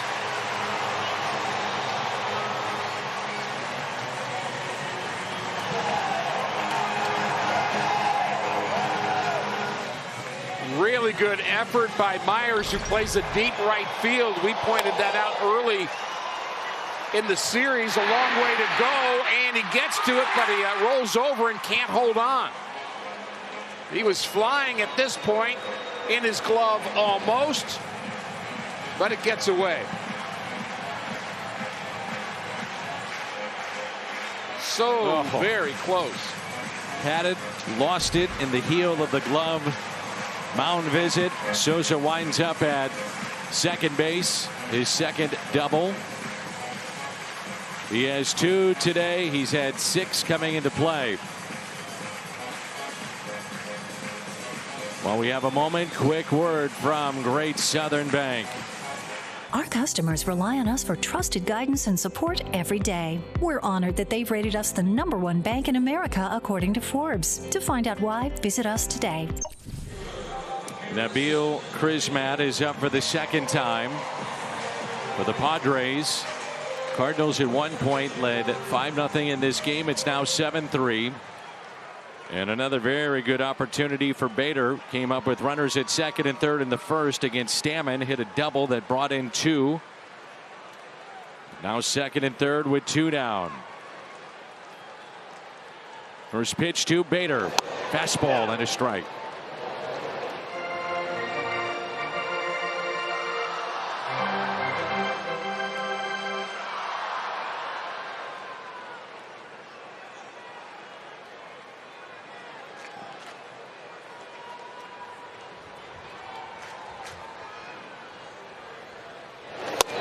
One ball and 1 strike. We saw the second baseman Frazier on that ball that got away from Myers hustle out there to get it back in. Arenado was hustling from first, and that made sure he didn't score. Harrison Bader, a huge hit in the first inning, and a chance for another one here.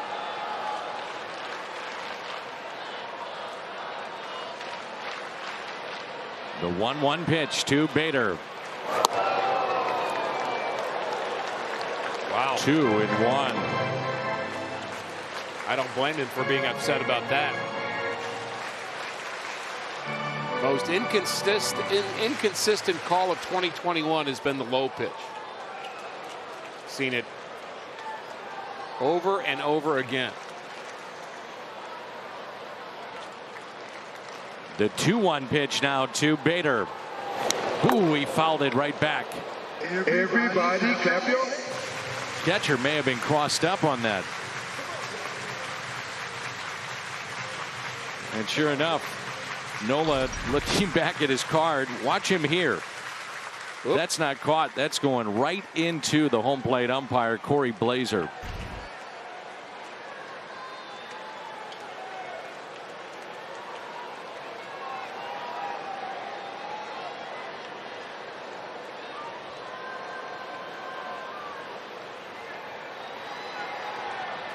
The 2-2 pitch with 2 runners on. Fouled back. That was his pitch to hit. A hanger from Johnson. Got away with that.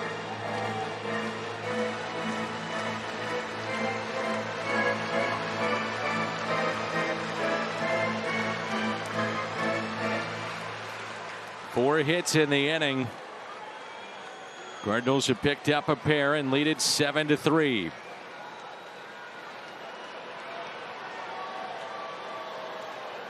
The 2-2 pitch to the Cardinals center fielder. And he went to strike out a Bader. Cardinals will strand a pair, pick up 2, and extend the lead. 7-3 as we head to the 6th. The BJC Healthcare Difference Maker, Dylan Carlson, last night. He's had quite a series. The rookie with an outfield assist, his 8th this year. First pitch of the game, Fernando Tatis Jr. And what a play by Dylan in right. And that's how we started our afternoon. The BJC Healthcare Difference Maker. Alex Reyes, his second inning of work. And he'll get Machado, Pham, and Nola. Enjoyed a 1-2-3 5th inning. Cardinals leading 7-3.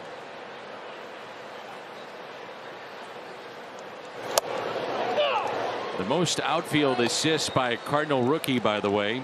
Kurt Flood, 1958, had 18 his rookie season. Machado with an infield hit and a run scored, 1 for 2 today, and now falls behind 0-2.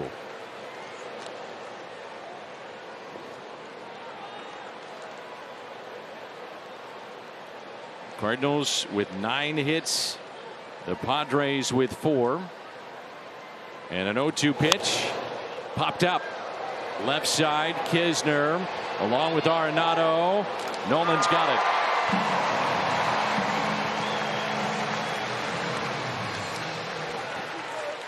'21 Cardinals yearbook celebrates the anniversaries of the 2006 and 11 championship clubs, bringing together more than 30 Cardinals who made that happen. Read their personal stories of those magical title runs. Pick up a copy at the ballpark. Cardinals.com/yearbook. And the number to call 314-345-9000. 1 out, nobody on. Tommy Pham 0 for 2. Flied to right, flied to center, and Pham hits it out to deep left. And Tommy Pham in his return to St. Louis takes one deep. His 14th home run.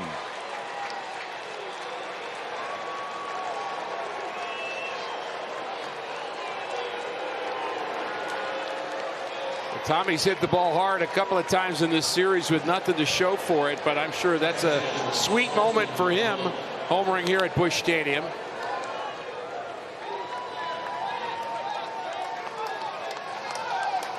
And boy, do you like those extra 2 runs the Cardinals got, Dan, in the bottom of the 5th inning. There's Tommy turning on it.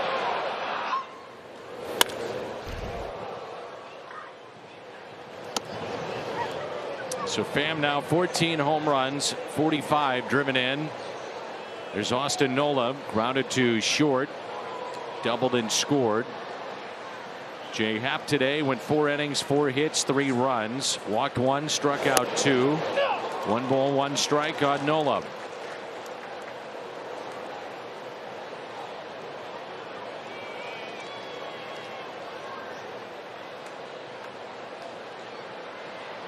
The 1-1.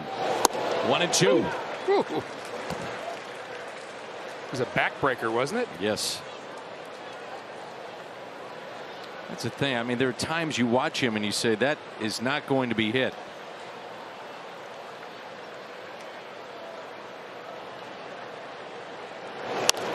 And him out in front, popped up. Kisner with the catch. 2 outs, and Hosmer.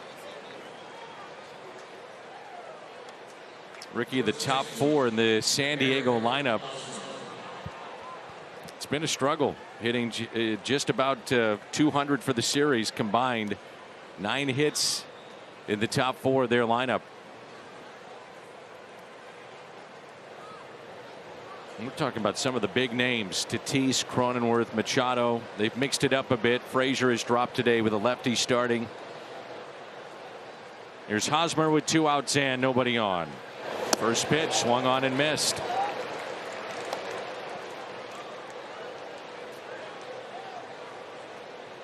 Cardinals will have Kisner, Reyes' spot in Edmond coming up.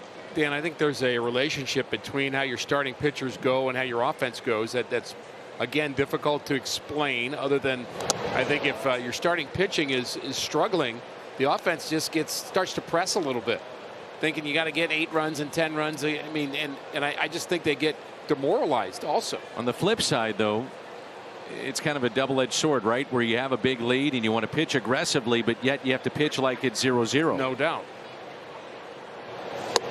I'm just thinking about the offense of the Padres. I mean, they come here thinking, you know, I don't know, our guys having a bad year, our pitch. I mean, they just almost can get the sense of being demoralized. I think that's the best word for it. The 2-1 pitch. Winning changes that. There's a rhythm, there's momentum, and you don't hear a lot of that in the game of baseball. And you're exactly right.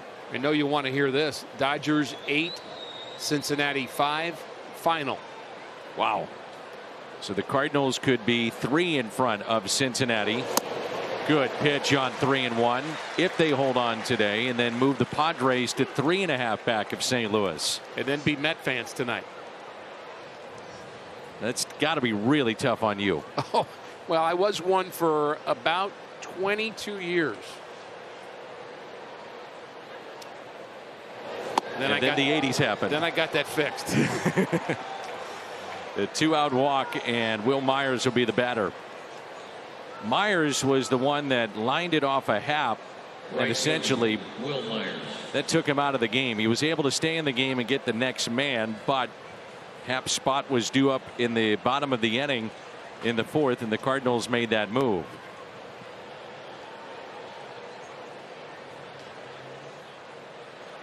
So 2 outs and a runner at first.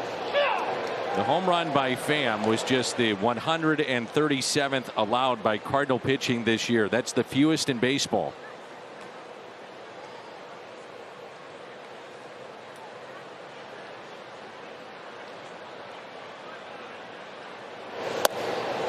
Oh, and 2.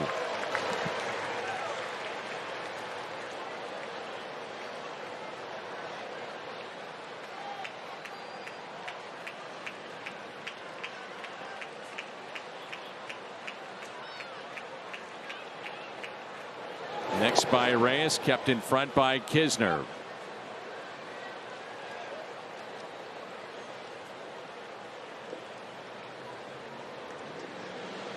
You know, Cardinals again have done some little things to get on top in this game. The catch by Dylan Carlson, the slide by Goldschmidt at second base. He comes around to score. Little things that help you win. The 1-2 pitch, got him.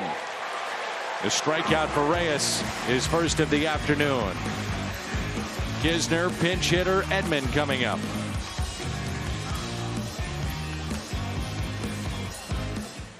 Yes, presented by Authority of the Cardinals, not to be reproduced or retransmitted in any form. And the accounts and descriptions of this game may not be disseminated without the express written consent of the St. Louis Cardinals. Gorgeous day as the Cardinals are looking for a sweep. They've out-hit the Padres 9-5 and they lead it 7-4. Nabil Crismatt was with the Cardinals a year ago when they just needed arms. They needed so many different arms to come back from 2 different shutdowns with COVID-19, and he is our Chevy Cole to the pen. From Venezuela, and he actually had a very good slider, and a guy that we'd never heard of, frankly, came from the lower minor leagues level, and we saw a lot of pitchers last year we'd never heard of. Jesus Cruz, part of that. Roel Ramirez. We saw Jake Woodford, of course, we knew of Jake. Into shallow center, drops in again, and Myers playing so deep, and another fly ball that finds a hole. That ball's in the air too long not to be an out. Agreed. But Kisner will take it with a leadoff base hit, and now a pinch hitter, Lars Nootbaar. Very deep, opposite way with the guy that has 1 home run. And if Kisner's going to hit a home run, it's not going to be to right field right now. I'm not saying never, but not right now. His 1 home run was yanked down the left field line earlier this year here at Busch Stadium. Here's Lars Nootbaar, shift on the right side. And the only defender is Cronenworth on the left, and that's ball 1. Think about this game, Dan. Is it simple to say the Cardinals catching the ball and the Padres not? The Tatis ball in center. Myers had a great shot at a ball, but again playing deep. Last inning with Edmundo Sosa. Nootbaar looking to bunt his way on. He's hitless in his last 15. The crowd today 35,326, 35326.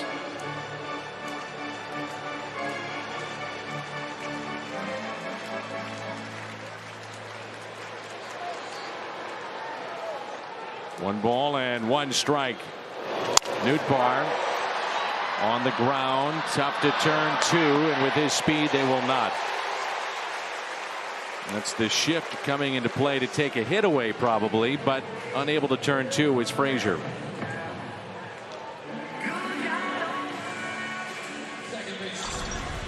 Well, you can tell he wanted to flip it to somebody, but there was nobody there to do it with. So he gets the ball, and there's, well, I can flip it to Machado, but I've got to make that play by myself, and no chance to get Nootbaar runs well. Cardinals have a lot of guys that run well. This is an athletic team. It is. And really a young team, position player wise especially. Can't necessarily say that about the starting rotation. Not right now. And that's just fine.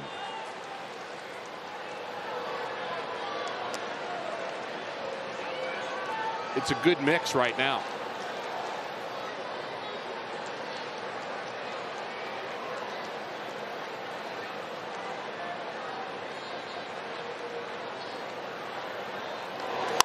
Tommy Edman with a fly ball into center. Tatis shading from the sun, and he'll make the catch.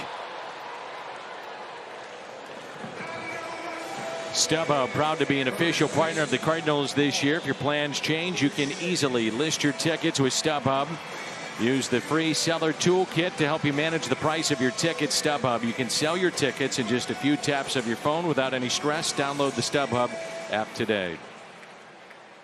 Dan, just thinking about the late September conversations. If you're all young players, you're all sitting around saying, hey, wouldn't it be great if we could?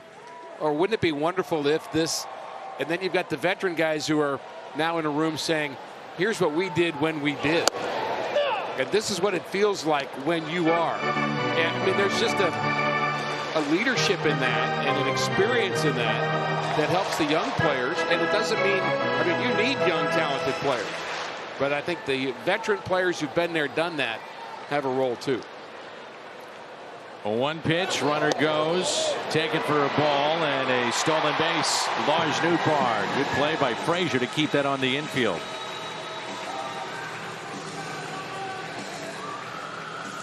First stolen base for Lars Nootbaar in the big leagues. Actually surprised at that. Done a lot of things well. And he gets himself in scoring position here. So Goldschmidt singled and scored in the first, a double to left center, scored in the fifth. Trying to add to the 7-4 lead. Goldschmidt and Arenado have multiple hits in the same game. Hard to believe, only 13 times this year that's happened. Feels as if a lot of them have happened recently. Coincides with winning.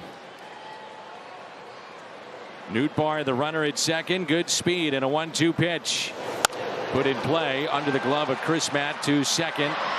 And a scoreless inning here in the bottom of the sixth. Frazier, Chris Matt's spot, then Tatis coming up.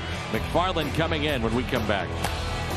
Cardinals lead the Padres 7-4 as we head to the seventh. And a very public family vote. The Wainwright family decided Waino will pitch next year. The Cards obviously want him back, and they have expressed that publicly. We thought a deal might happen quickly, but they are working on it. John Mozeliak told me today we have had some preliminary talks. Right now it's still in the infancy stage. Obviously there's interest on both sides, and given what he's meant to the club, it seems like we need to get it done quickly. Danny, I look forward to the formal announcement whenever it comes, hopefully soon. Absolutely, and why not? You think about what they're paying him this year, and we don't know about all the incentives. However, in baseball terms, he's been worth every penny. He's been one of the most valuable players in baseball. TJ McFarland is in for St. Louis to begin this seventh inning. Cardinals are 20-10 in Waino's 30 starts this year, and they've won 11 of his last 12.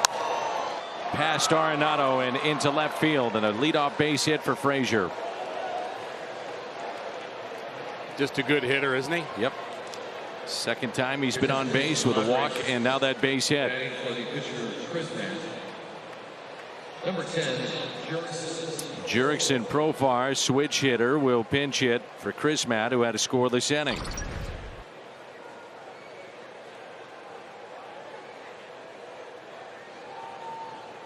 Frazier second in the National League in hits, and that's why he uses all fields.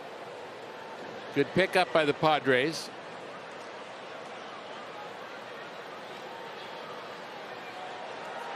So Profar has been announced as the pinch hitter. The starters, by the way, Ricky, 52 quality starts for St. Louis, 21 of them Adam Wainwright.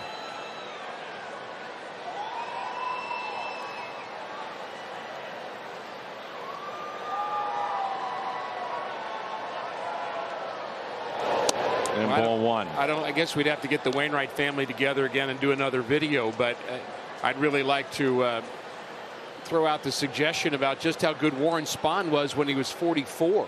He had over 80 wins in his career, known to be probably the best left-handed pitcher of all time. And he had 83, I believe, of his wins after the age of 40. So how does that happen? Well, it's unbelievable. Well, how does it happen what Adam's doing this year? And I don't. It's not as if he seems like he's teetering on, well, maybe he's just a little too. He's ready for this. Now, the getting ready for it now requires an awful lot in the offseason, etc. And the question is, how long do you want to do that?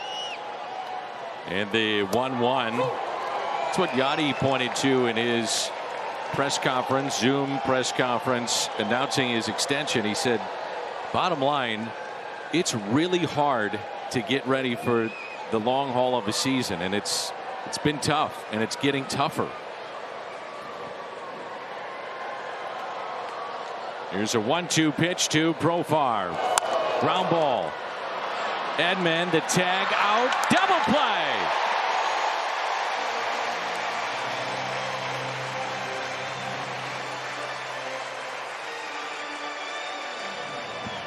Another nice play by Tommy Edman. We've been talking about his defense. Frazier needs to not get tagged here, but Tommy Edman was up to it. Frazier tagged out of the baseline. Double play completed, and if you stop right there, that's probably the best thing to do if you're Frazier. Stop. Don't let him tag you. It's a great point. You run right into the out. Especially when it's close to being up the middle there, because all Edman could have done was throw to first base, and then Frazier would have been able to get the second, or he just has to go back and run after the runner Frazier, and still no chance for a double play. Here's Tatis with 2 outs. Lines it foul. TJ McFarland can get some double plays. And the bottom line is, man, does he get some ground balls? Yes, he does. Kind of took over that role of Ryan Helsley to come in, inherited runners, but it's gone even beyond that. Tatis looks at a strike, and it's 1-2. Cardinals will have O'Neill, Arenado, and Carlson coming up. Tatis robbed to start the game. First pitch of the game, hit it to deep right field, crashing up against the wall. It was Carlson. Had a 2-out single and an RBI, and has popped out. And now he strikes out. TJ McFarland. A scoreless top of the 7th. We stretch, and it's 7-4. October 3rd, the Cardinals host the Cubs. That day, we will honor the career of broadcaster Mike Shannon. 20,000 fans ages 16 and older take home a unique T-shirt celebrating Mike's 50 years in the broadcast booth, courtesy of Phillips 66. Tickets and more information, cardinals.com/promotions. Gateway Honda home run inning. Cardinals hit a home run. The Gateway Honda dealers will donate $1,000 to the Make-A-Wish Foundation of Missouri. And last night, this place erupted with one swing of the bat. Tyler O'Neill in the 8th to put St. Louis on top. Not just the fans, but the players as well. And with that home run, the Cardinals homered in 10 straight games. They have not homered yet this afternoon. Trying to pick up their 8th straight win. And for the first time this season, go to 10 games above the 500 mark. Dinelson Lamet and our Chevy call to the pen, pitched in game 1 of the series. O'Neill has walked and scored, struck out, and an RBI single to bring in Goldschmidt in the 5th. He has driven in 66 this year.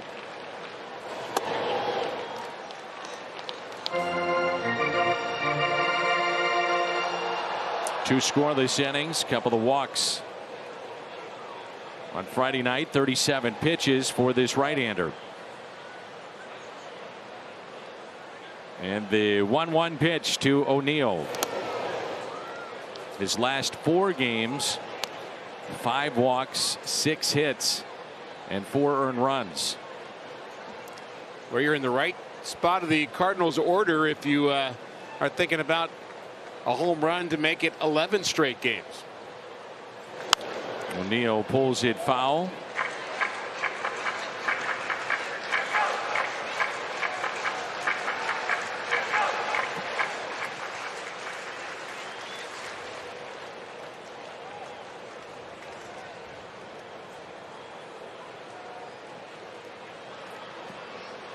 And the 2-2 taken high, 3-2.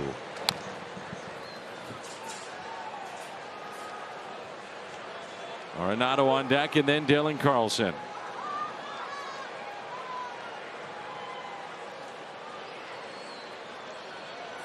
Inside. And he walked him. The batter will be Arenado, has a pair of hits today, a single to right and an infield hit. While we have a moment, quick word from Victory Men's Health. You gave me my youth back. Improved strength, muscle mass, and energy. Thanks to Victory Men's Health, there are more guys feeling better than ever. Join the movement. Visit victorymenshealth.com. Nolan Arenado.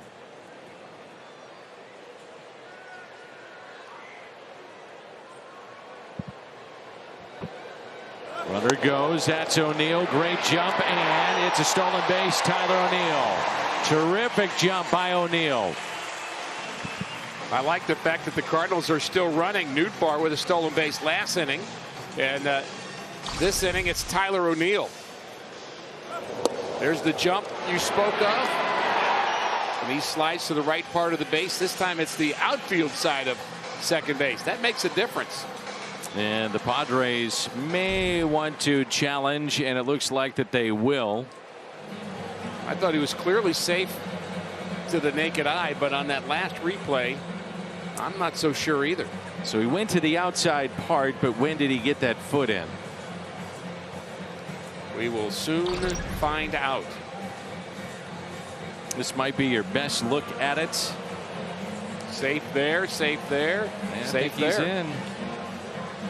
No, he's definitely safe with that look. You have not very long to decide whether or not you want to challenge a play. And sometimes you don't get all the looks to know for sure, and you just make your best guess. And you're trying to keep the game tight from the Padres' perspective. They'll be safe. You know, Ricky, while we have a moment, need to congratulate the 2011 World Championship club that came back, but then those behind the scenes have put on just an incredible weekend, from Joe Pfeiffer, Larry State, the alumni, the corporate sales staff, Katie Brandenburg, Tom Porchomsky, Kyle Dingus, Tony Semikaitis, all of them did just a fabulous job this weekend. I texted him last night, and I felt the same way about it, that the joy of that night belonged to them. I mean, they really set the stage so well for that entire event. Great to have the players back in town. In fact, it was interesting. I had a chance to say hello to Jaime Garcia out in the hallway just moments ago, and he threw out the first pitch today, and he stayed on for Fiesta Cardinals. The 1-1. And really, they did a great job. So well orchestrated and very emotional and well thought out. Matt Shedd and Craig Wilson, the production department. Jared Hawkup, just awesome stuff, guys. By the way, that's RBI number 100 sitting out there for Nolan Arenado. You betcha. Here's a 1-2 pitch to Arenado. And you know he'd love to get that here at home. Just like Waino would have loved to have gotten strikeout number 2,000 last night. This crowd that was buzzing. I'm sure if he gets it, they'll put it up on the video board. He'll be recognized for those that don't know here at the ballpark. It'll be another great moment in his first year here in St. Louis.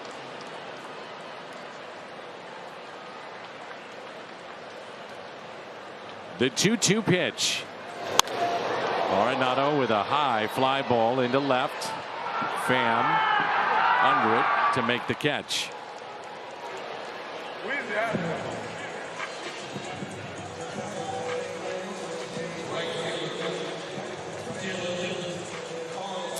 Dylan Carlson. Daniel Hudson throwing in the Padre bullpen. Well, last night's home victory was number 41 this year, guaranteeing the Cardinals a 5th straight winning season here at Busch Stadium. 16th season since the ballpark opened up. They played .500 or better in 15 of the 16 years.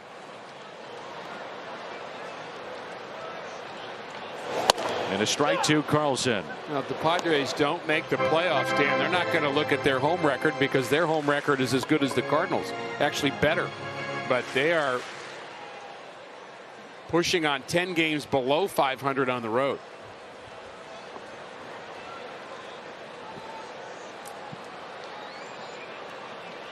The 0-1. 1 ball and 1 strike.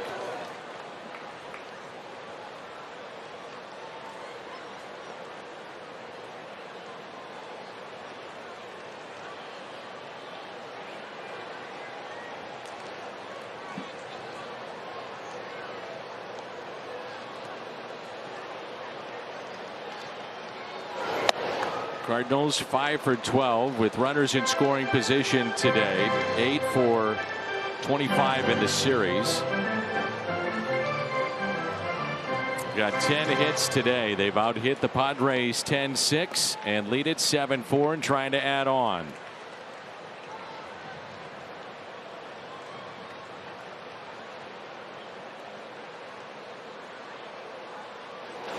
Ground ball up the middle. Base hit. Dylan Carlson extends the St. Louis lead to 8-4. Brings in Tyler O'Neill. Dylan has driven in 2 today. 8-4 Cardinals.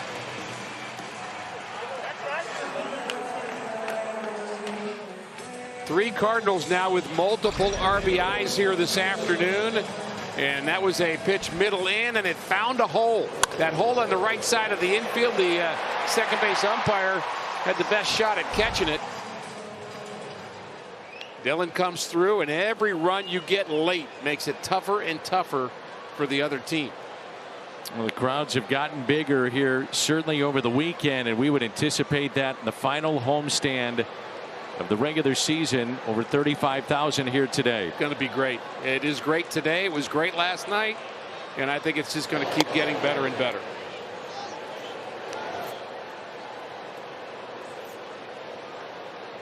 Sosa 2 for 3 with a pair of doubles. 2 runs batted in today.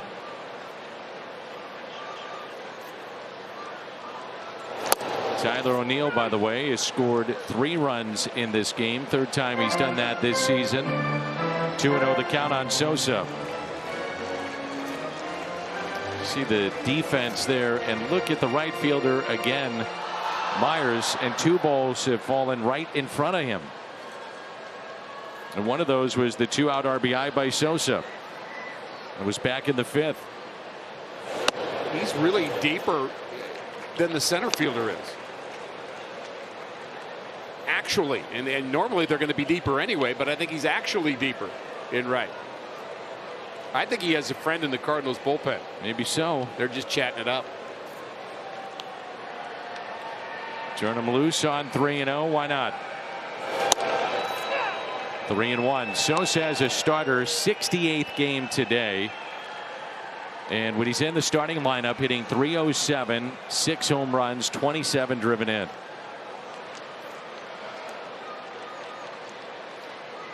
The 3-1 pitch, runner goes. Hit up the middle, the stretch out there, and a double play. Some tough luck hit into by Sosa. The Cardinals pick up an RBI single by Dylan Carlson. 8-4 after 7. Bally Sports Midwest Studios. Coming up after the game, we'll have Cardinals Live as we are joined by Brad Thompson. BT and I will talk about the start from Jay Happ, and we'll talk about the offensive explosion continuing today over at Busch Stadium.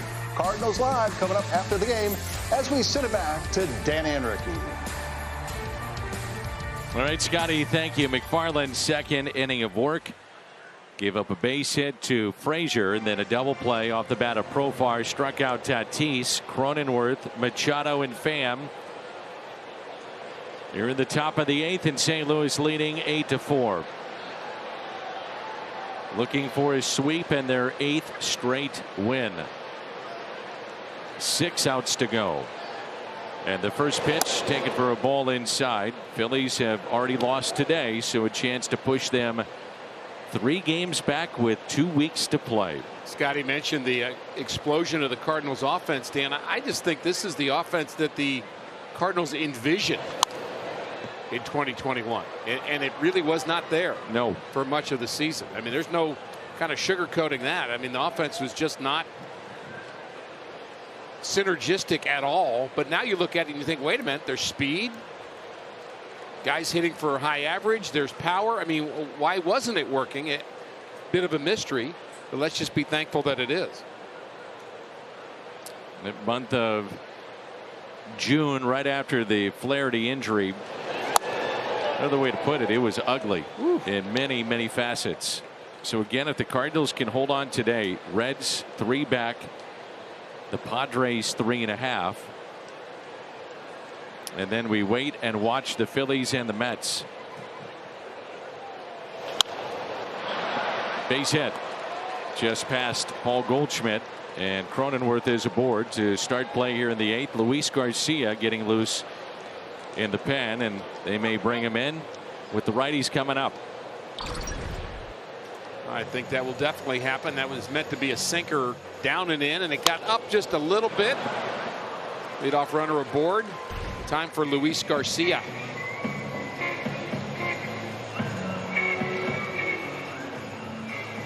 Eight to 4 here in the top of the 8th.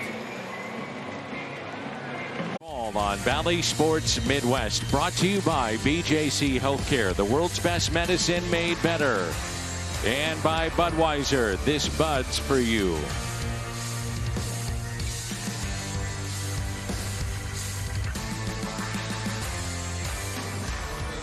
Luis Garcia in for St. Louis. And the 4th pitcher used today. Happ went 4. 2 innings by Reyes, gave up a run. Happ gave up 3.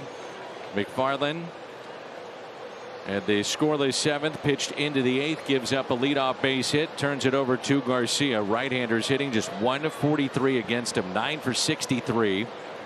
And it's Manny Machado with a runner at first. Well, really had a hard ball, huh? Yeah, no doubt. That's what he's featuring, and he's really gotten rid of the 4-seamer. He's just throwing the 2-seamer that's got a lot of sink and a lot of velocity, but not a really good start to his Cardinal career. Really, first time out, he was off a bit, but he has settled in and been unhittable since then. And the 0-1 pitch by Garcia. Did not go. 1 ball, 1 strike. That first appearance was at Wrigley, and he hit Contreras on the helmet. You thought, oh boy. And then all of a sudden, he went on a run, and now he's one of the most important pieces in your bullpen.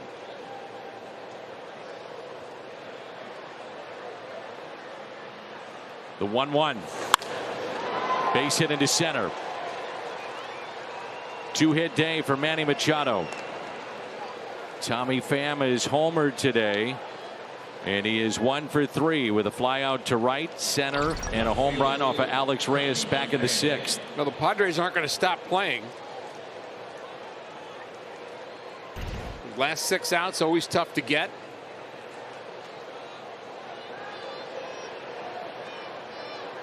Pham, a tough guy to double up. He's 0 for 2 head-to-head against Garcia. It gets interesting now. 2 runners on. You're in the top of the 8th and nobody out. Tommy Pham at the plate. First pitch taken for a ball.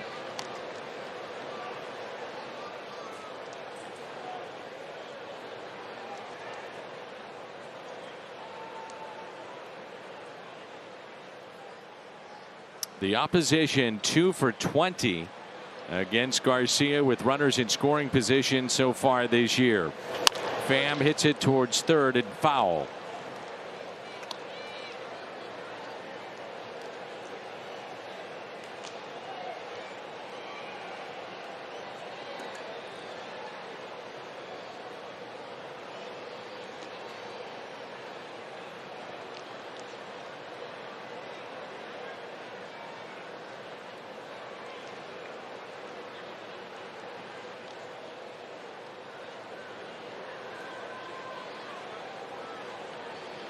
The 1-1 pitch out of play.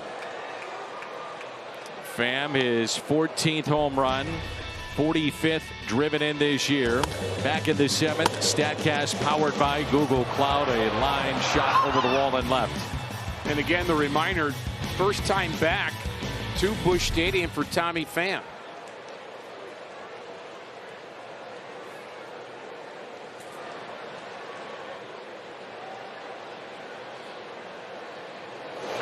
Pham pulls it foul. The Padres as a team, the 5th highest ground ball rate in baseball, about 45%. But as you mentioned, it'd be tough to double him up. It'd have to be a hard hit ball with his speed.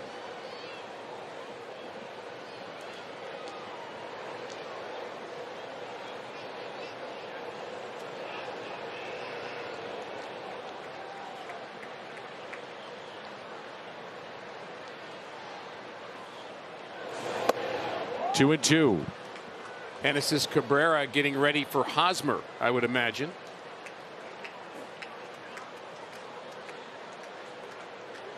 Who's 2 batters down the road.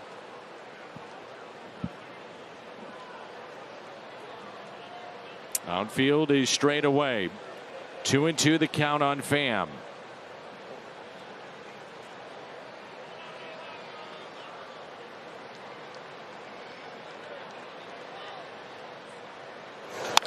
Two hit down into the corner. 1 run is in. Machado to third. They'll wave him in. Sosa's throw is high. And Tommy Pham arrives at third. And a big error on Sosa on the throw to the plate. Cuts a lead to 2. And still nobody out here in the top of the 8th. And Tommy Pham is driven in 3 today.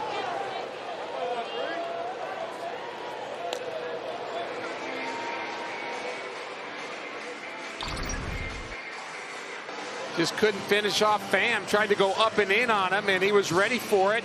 And there's the throw from Sosa. He just airmailed everybody. And Garcia not really in a position to back up very well. And as I said, the Padres not going quietly. That's one he's got to put in his back pocket and keep Pham at second. Now a sac fly cuts a lead to 1. It's a season high. 3 runs batted in for Tommy Pham. It'll bring in Nola as the tying run. A ball game that the Cardinals at one point led 5-0 after a half inning. Jake Arrieta removed for an issue with his right groin.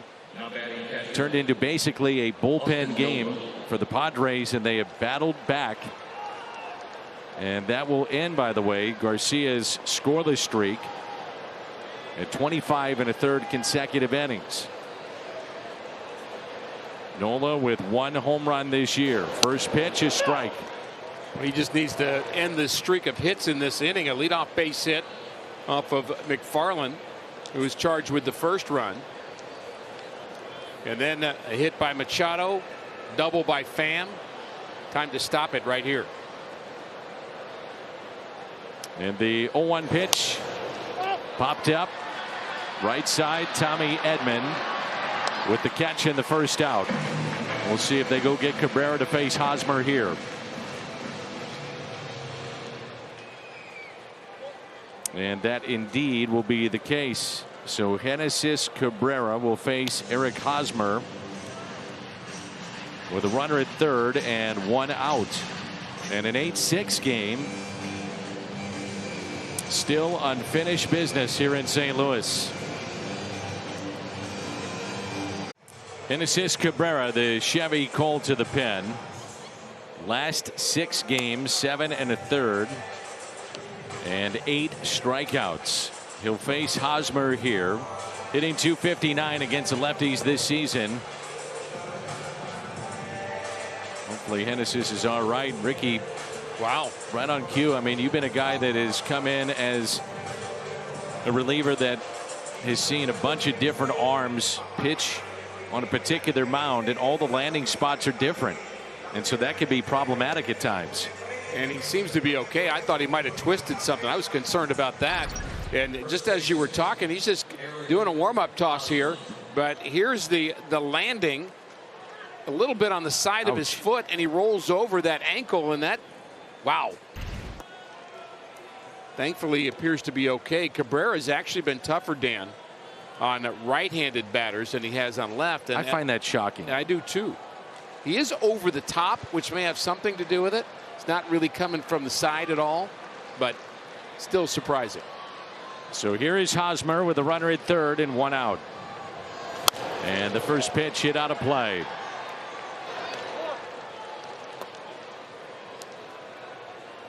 Daniel Hudson, a right-hander, throwing for the Padres in their bullpen. Tommy Pham is driven in 3. He's at third base. Arenado off the line at third, even with the bag. And the infield is back. Hosmer has walked as a ground out, run batted in, and a strikeout. The 0-1 pitch. Slowly hit up the first base line. Goldie to Cabrera, and the out. Run scores to make it 8-7.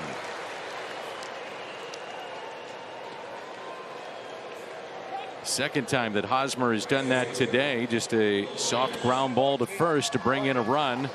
This time it's Pham. Willing to trade a run for an out the first time. Kind of willing this time, but would have preferred a strikeout, because now you're talking about a 1-run ball game, and it's gotten a little tense here at Busch Stadium.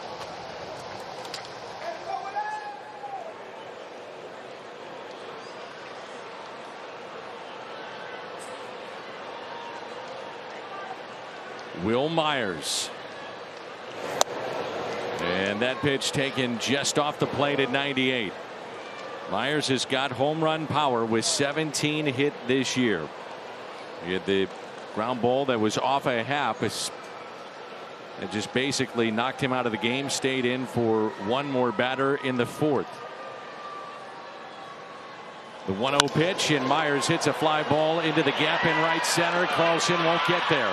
One hop off the wall, and Will Myers in scoring position, representing the tying run for the San Diego Padres.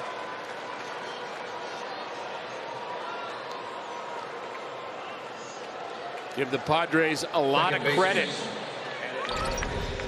in this inning and then in this game. That pitch down in the bottom part of the zone, and Myers drives it into right center. And now you've got a guy that's second in the National League in hits at the plate. Well, let me ask you this. It's Lamet's spot on deck. So do you want to deal with Frazier here, or pinch hitter of Kim, Marisnik, or Caratini? I don't like the idea of putting a go-ahead run on base. Understood. But it's a good question. Just this guy has killed the Cardinals specifically. And that's why the conversation's happening here. I think everybody's kind of thinking about it. Normally I would never say that, but with this guy's in particular, specifically Frazier, whether he's wearing a Pirates uniform or now with the Padres, he just hits the Cardinals so well. Today he has walked and scored back in the third, grounded out to third, and a single to left, and then erased on a double play in the 7th inning. He is 0 for 2 against Cabrera.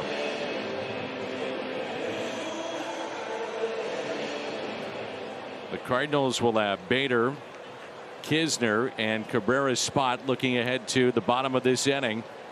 Myers represents the tying run, second base. Frazier, the go-ahead run at the plate. And the first pitch to him with a shift on the right side. Gets through Kisner.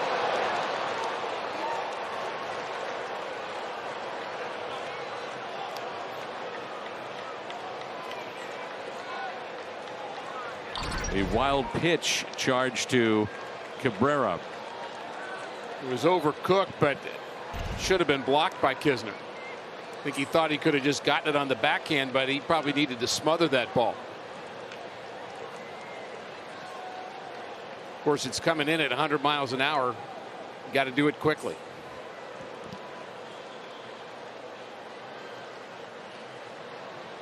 Two outs, runner at third, and a 1-0 pitch now by Cabrera. Ground ball foul. And it's 1-1.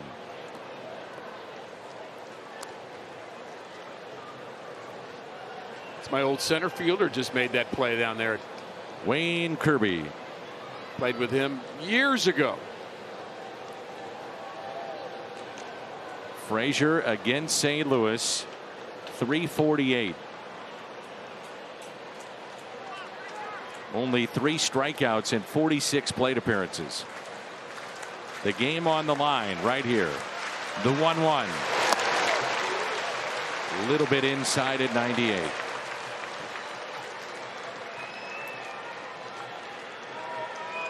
Happ win 4, Reyes 2, McFarland an inning, Garcia third of an inning. Cabrera got an out.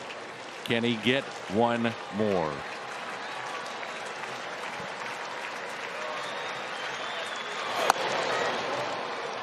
Kim is moved to the on deck circle. Well, if you like close, tense games, you like this one.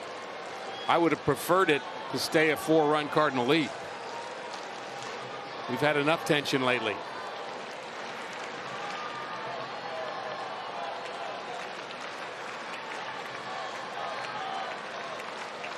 3-1 pitch. And a high fly ball lifted into right center. Bader is there. Whew.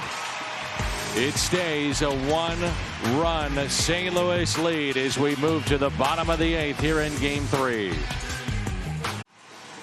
8-7, St. Louis trying to hold on for a sweep. Jake Arrieta made the start for the Padres, lasted a third of an inning. Tommy Pham has brought in 3, season high. Jay Happ went 4, Sosa 2 for 4.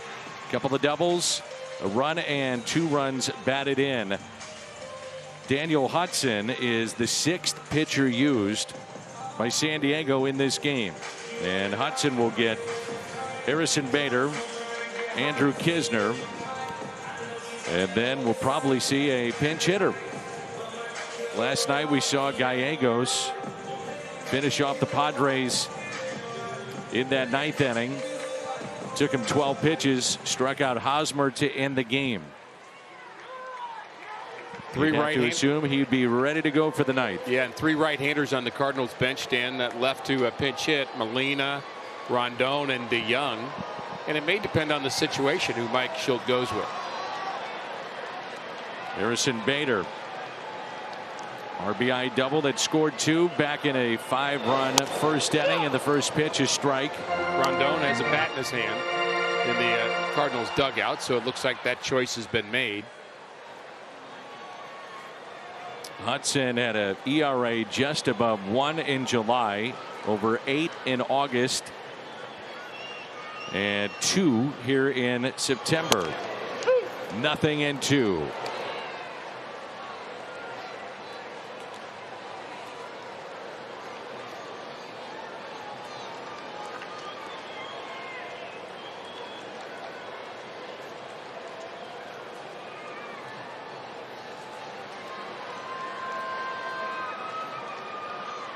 Oh, 2 pitch taken high. One of the hardest throwers in baseball is this guy on the mound, Daniel Hudson. Averages 97 with a 4-seamer. If the Cardinals can pick up just 1 run in this inning against him, that would be a huge difference. Massive. Cardinals will still have to go through Tatis and Cronenworth before this one is through. And a strikeout of Bader to begin the bottom of the 8th.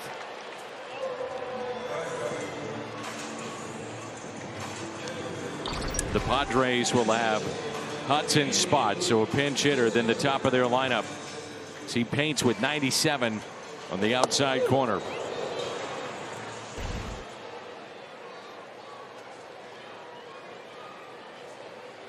Andrew Kisner.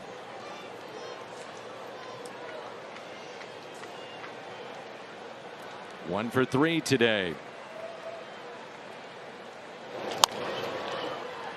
Charging Cronenworth, and he throws high, but Hosmer there on the bag for out number 2.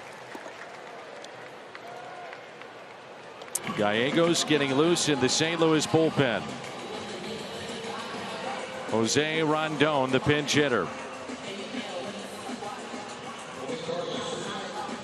Cardinals have used Carpenter as a pinch hitter, Newt Barr in the 4th and the 6th, and now here in the 8th, Jose Rondon.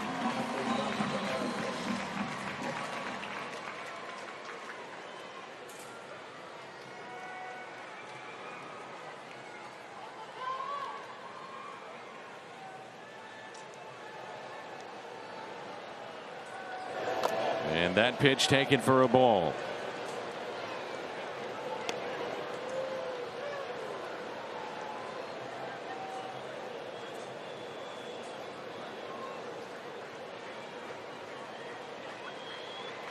Some anxious moments here at the ballpark, undoubtedly. 2 outs and nobody on. 1-run game in the home half of the 8th. 1 ball and 1 strike. Well, the first 2 outs have happened too quickly. Like to see a bit of a change in momentum here, and the Cardinals need base runners to make that happen. So it's up to Rondon, who's been a good pinch hitter.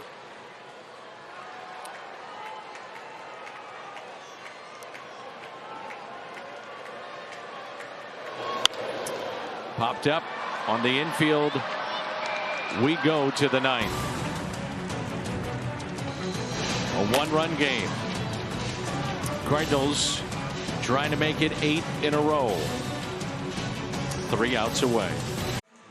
8-7. Cardinals trying to hold on and sweep the San Diego Padres and return the favor here at Busch Stadium as Giovanni Gallegos is in for St. Louis. Picked up the save last night, and this will be our Chevy called to the pen.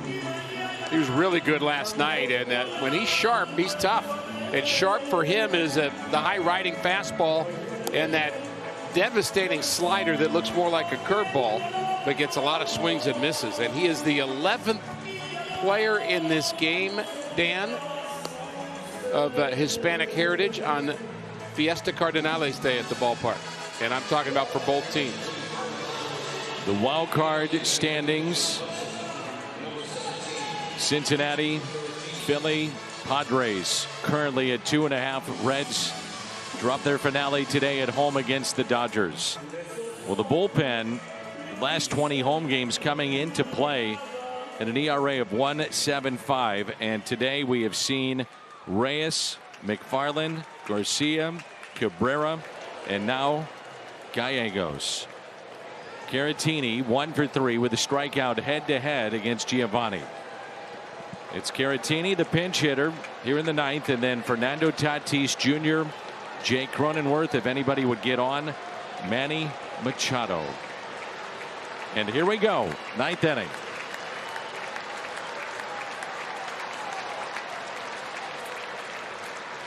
And the first pitch by Gallegos, taken for a strike.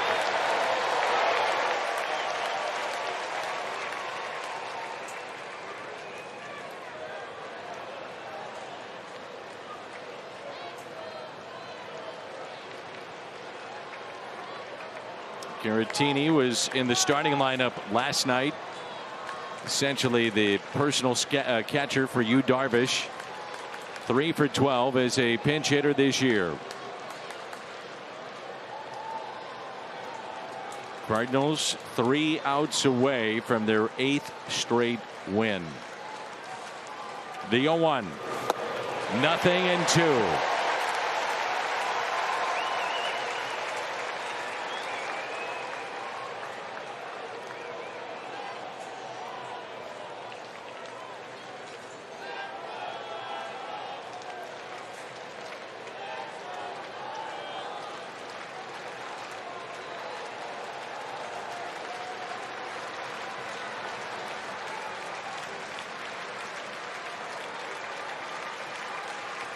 The 0-2. I think the fans at the ballpark here right now are halfway between excited and nervous. And I kind of feel like I get that. I think that's where I am right now. I was about to say, it's not just the fans. You know, I'm sure people watching. No margin for error here with the 4 runs given up by the Cardinals bullpen already.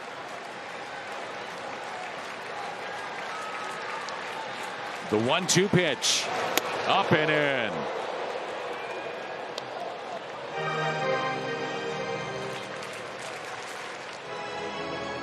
Two and two. What you want is for the nervousness to die down and the excitement to get greater. And that will happen, hopefully, with each passing out.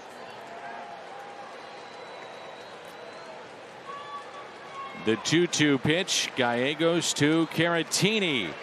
Got him. First out here in the ninth. And a strikeout for Giovanni Gallegos. The first pitch of the game, the Budweiser play of the game. This will get you ready for game 3, Dylan. And he was up for it. Tremendous catch in right, the Budweiser play of the game. Tatis, 39 home runs. And one of the most electrifying players in all of baseball. There's an RBI base hit back in the third, 1 for 4. First pitch to him.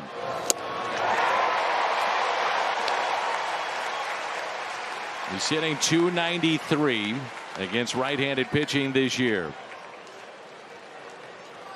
This includes the postseason, what he's done against Giovanni Gallegos. Outfield straightaway, they are deep. The 0-1 pitch.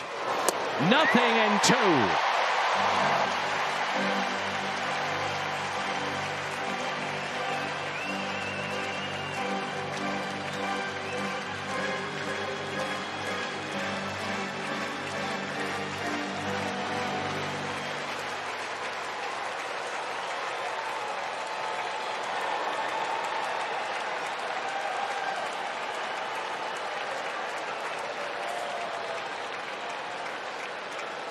The 0-2 pitch. Ooh. Just got 3 sliders in a row.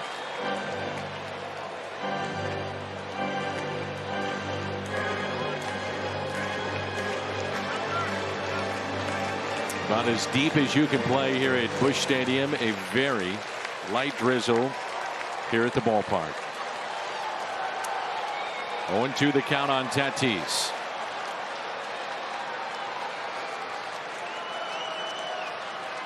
The next by Gallegos, taken high.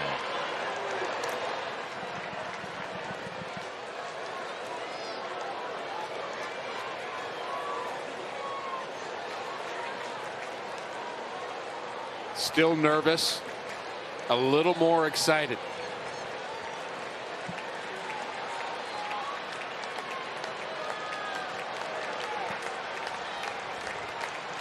The 1-2. Back-to-back Ks, and they're 1 away.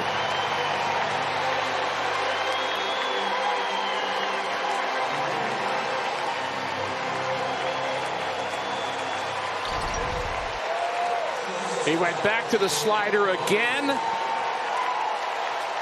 Hit his spot. Tatis couldn't afford to take it. And 1 out away. On their feet here at Busch Stadium.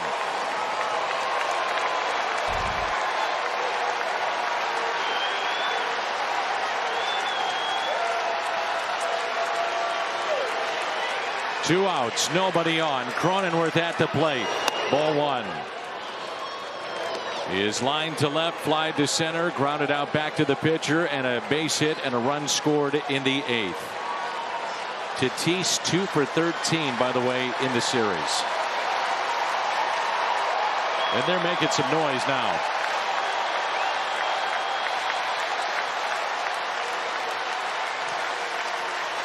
The 1-0.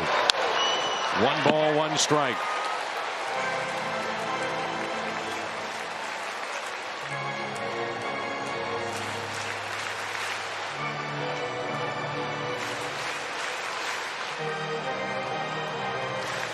Jace Tingler and his club down by a run and 1 out away from being swept by Mike Shildt and the Cardinals.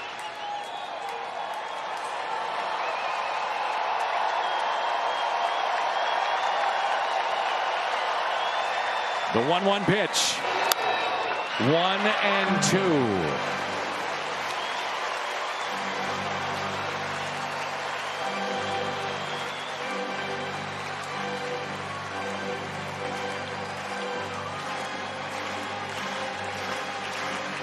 The Padres down to their final strike.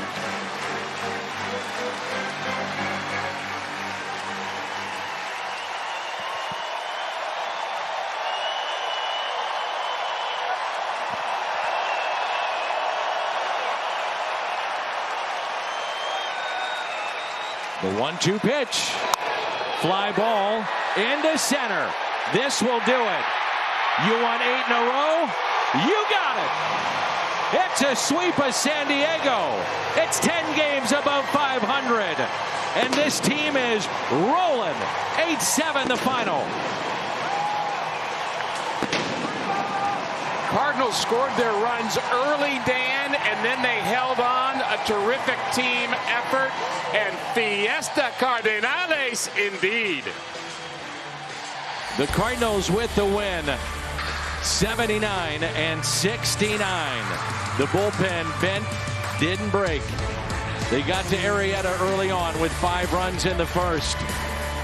A sweep of the Mets. A sweep of the Padres.